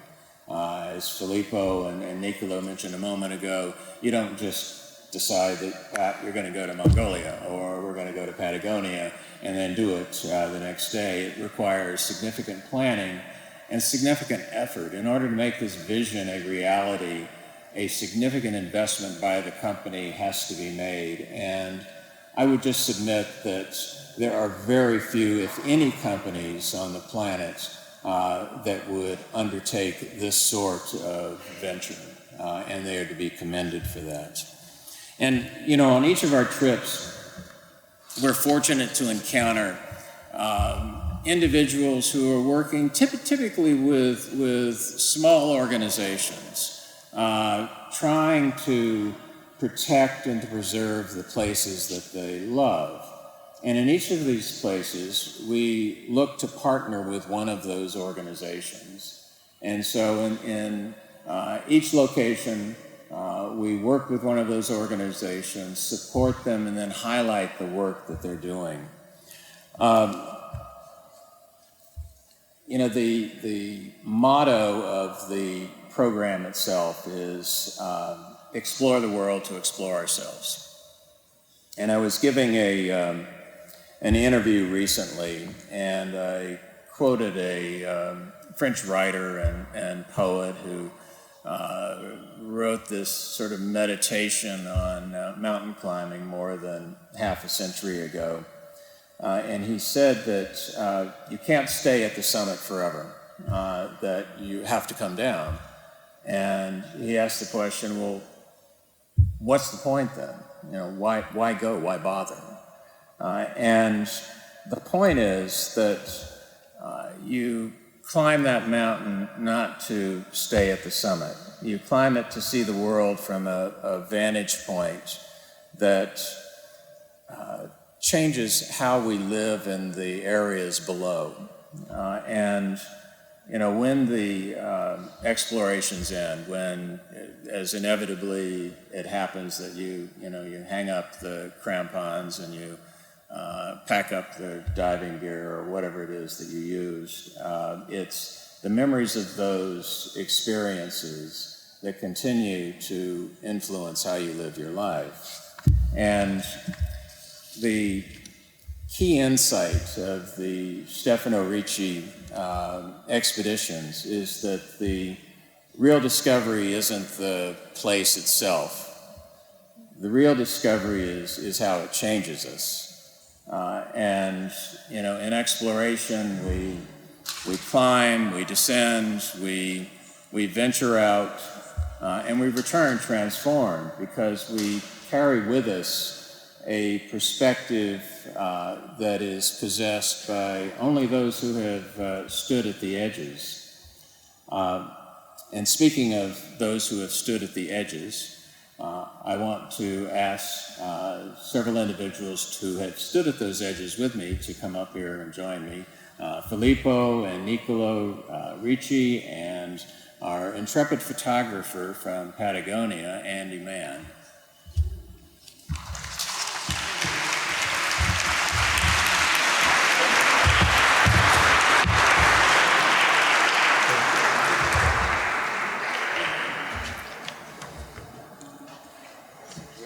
Thank you, Terry, for the introduction to the 8th chapter of Stefano Ricci Explorer Mission Patagonia Terra del Fuego. Looking at the schools, guys, at the end over there, if today we made this symposium, mainly it's because of you. We wanted to show you the world, different places, different areas where to go, and hopefully we get inspiration from this. Today I want to thank and welcome the students that are with us from Polimoda, Don Bosco Padova, Bertolucci of Parma, Liceo Virgilio of Rome, Stanford University in Florence, the International School of Florence, Liceo da Vinci of Florence, the European School of Economics, the European University Institute, and all the American students studying here today in Florence. Guys, thank you for your participation. Thank you for being here. And thank you for the engagement with important themes addressed today as citizens of the world. My hope, our hope, is we offer you a direct and unfiltered message that this world that belongs to all of us, with no prejudice, and we are rooted in reality. And now let's talk about the 8th chapter of the Stefano Ricci Explorer. And less than a month ago, we were with our team at the end of the world. And when I mean at the end of the world, it's real, because we were driving and there was a sign with a cross, and it was pointing, the end of the world. It took us 36 hours from my house to get to the hotel. So you can imagine how far was this place. And behind the scenes, as I was saying before, when I answered the question, there's a lot of planning, there is a lot of research. So I have to thank the local production that scouts the place, finds what to do, where to do, and provide us with everything we need in place.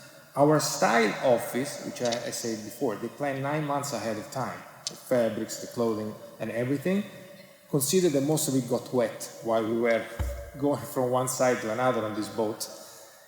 And of course, our photographers. In this case, Andy Mann is award-winning director and ocean conservation specialist who joined our mission together with Alessandro Moggi and Eugenio Giani, which is our Florence team that is always, they're always with us. Of course, we have a very close to our video makers, led by Valentino Conte, that makes all the video that you see always with us. And the entire staff led by my brother. So guys, thank you, because without all of you, what we do, would be impossible. Consider that in 20 days, just to understand production, if you want to work in fashion in this world, in 20 days, we've been able to make an Explorer limited edition collection issue, a lookbook featuring the whole collection with an emotional video, a documentary style reportage, and a film dedicated to the looks. You can imagine how intensive this could be to create everything in 20 days. This journey was, as I said before, every trip leaves you something inside. As it reached me with knowledge and awareness, I discovered the Chilean Patagonia, boundless landscapes, stories told by great narrators, the gauchos, simple people but extremely elegant with their looks, and their rare wildlife, the guanaco, the Magellanic penguin, and above all, we had the honor and the pleasure to see in real the pumas. So, Andy.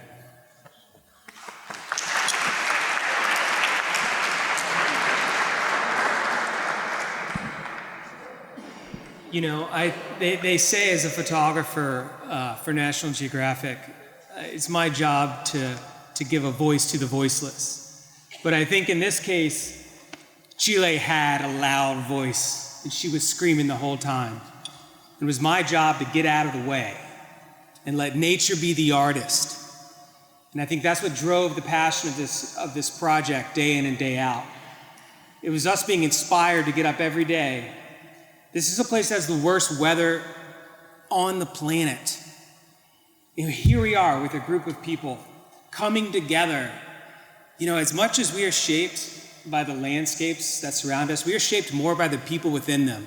That speaks a lot about Stefano Ricci and the family and this legacy of exploration that bleeds into the work, it bleeds into the fabrics, it bleeds into the landscapes that inspire these expeditions over and over.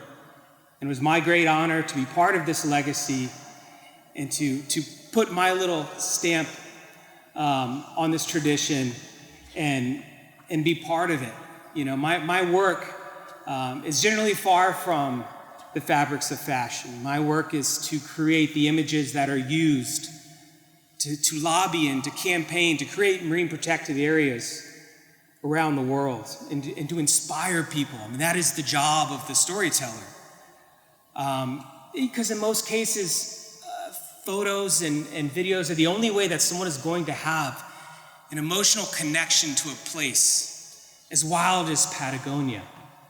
You know, and we make the images we do that so when you open the pages of National Geographic magazine or you pick up the Stefano Ricci workbook, that you're immediately transported to another realm and taken right up to the edge of what's possible in some of the most unbelievable places on the planet so that you can have an emotional connection to that place.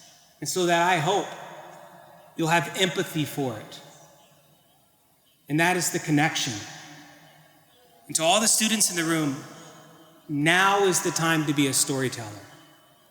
Now is the time to be a photographer. Now is the time to be a writer, a poet, a sculptor, whatever you can bring in your basket to tell this story and tell it over and over. Stories are like mountains. You could be standing 100 miles away from it, it's gonna look one way. You can look right up at it and it's gonna look different. It's the same story. but it's your point of view that's going to connect people to that story. And that emotional connection is what can help change the planet. Thank you.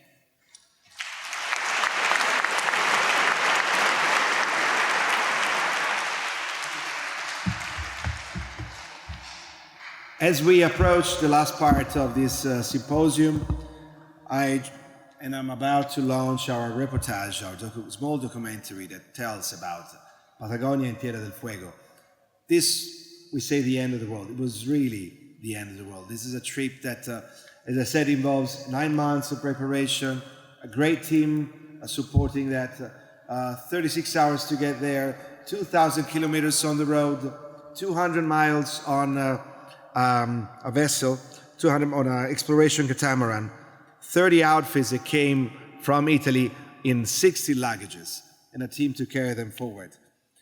But this mission and all our mission are not just about only exploration, but also about following the steps of the great explorers, the great travelers and adventurers of the past. In Patagonia, of course, we spoke about Magellan, about Ferdinando Magellano, but also of Shackleton, that had a dream to reach the North Pole. He didn't manage to get there, but he managed to bring back safe his team on the endurance boat. So it's a story of strength, of believing in your projects and moving forward to be safe and achieve your dreams. Another point, we followed also the great writers that spoke about Patagonia, like Chetwin, Sepúlveda, Pablo Neruda as well. Sepúlveda was saying that Patagonia was the window to the end of the world. And during this trip, we started from Cerro Guido, which is the best, most known reserve for the puma. We were able to spot 7 pumas in 3 days in different locations that were really amazing to approach them, this elusive animal, one of the real amazing wildcats of the world. We continued to different glaciers. The Great Glacier we had to climb up, and as Nico said before, we had waves coming all over during the trip, but we managed to bring the team safe over there. And we continued to Torres del Paine, the most incredible national park. Then followed through the fjords with the navigation and seeing 2 different glaciers, the Serrano and Balmer Glacier, which they jump into these rivers and into these lakes. But on top of that, seeing the wildlife and meeting the elephant seals was the first time for me. Animals that are 4 tons, 6 meters long, so they can dive up to 1,000 meters down in the sea. And of course, the dream, there was the possibility to achieve and to make a photo shoot of elegant models in a tuxedo next to the most elegant penguins. So these are all missions that we have in the Explorer. For us, it's to bring a model and be able to do a picture with a tiger in India. We make a picture and have a great shot with a puma in the background or a penguin next to them, or an elephant in Cambodia. So all these elements together really combine into achieving the Explorer dream. Ladies and gentlemen, the Explorer Symposium comes to an end. I wish to thank you all for being here with us today. I wish to thank Ms. Niccolò for greatly introducing the day. And I would like to invite all the speakers to come here on stage for a final picture all together. Thank you so much. And exploration keeps going. We're working on the next chapter and the next mission. Bye.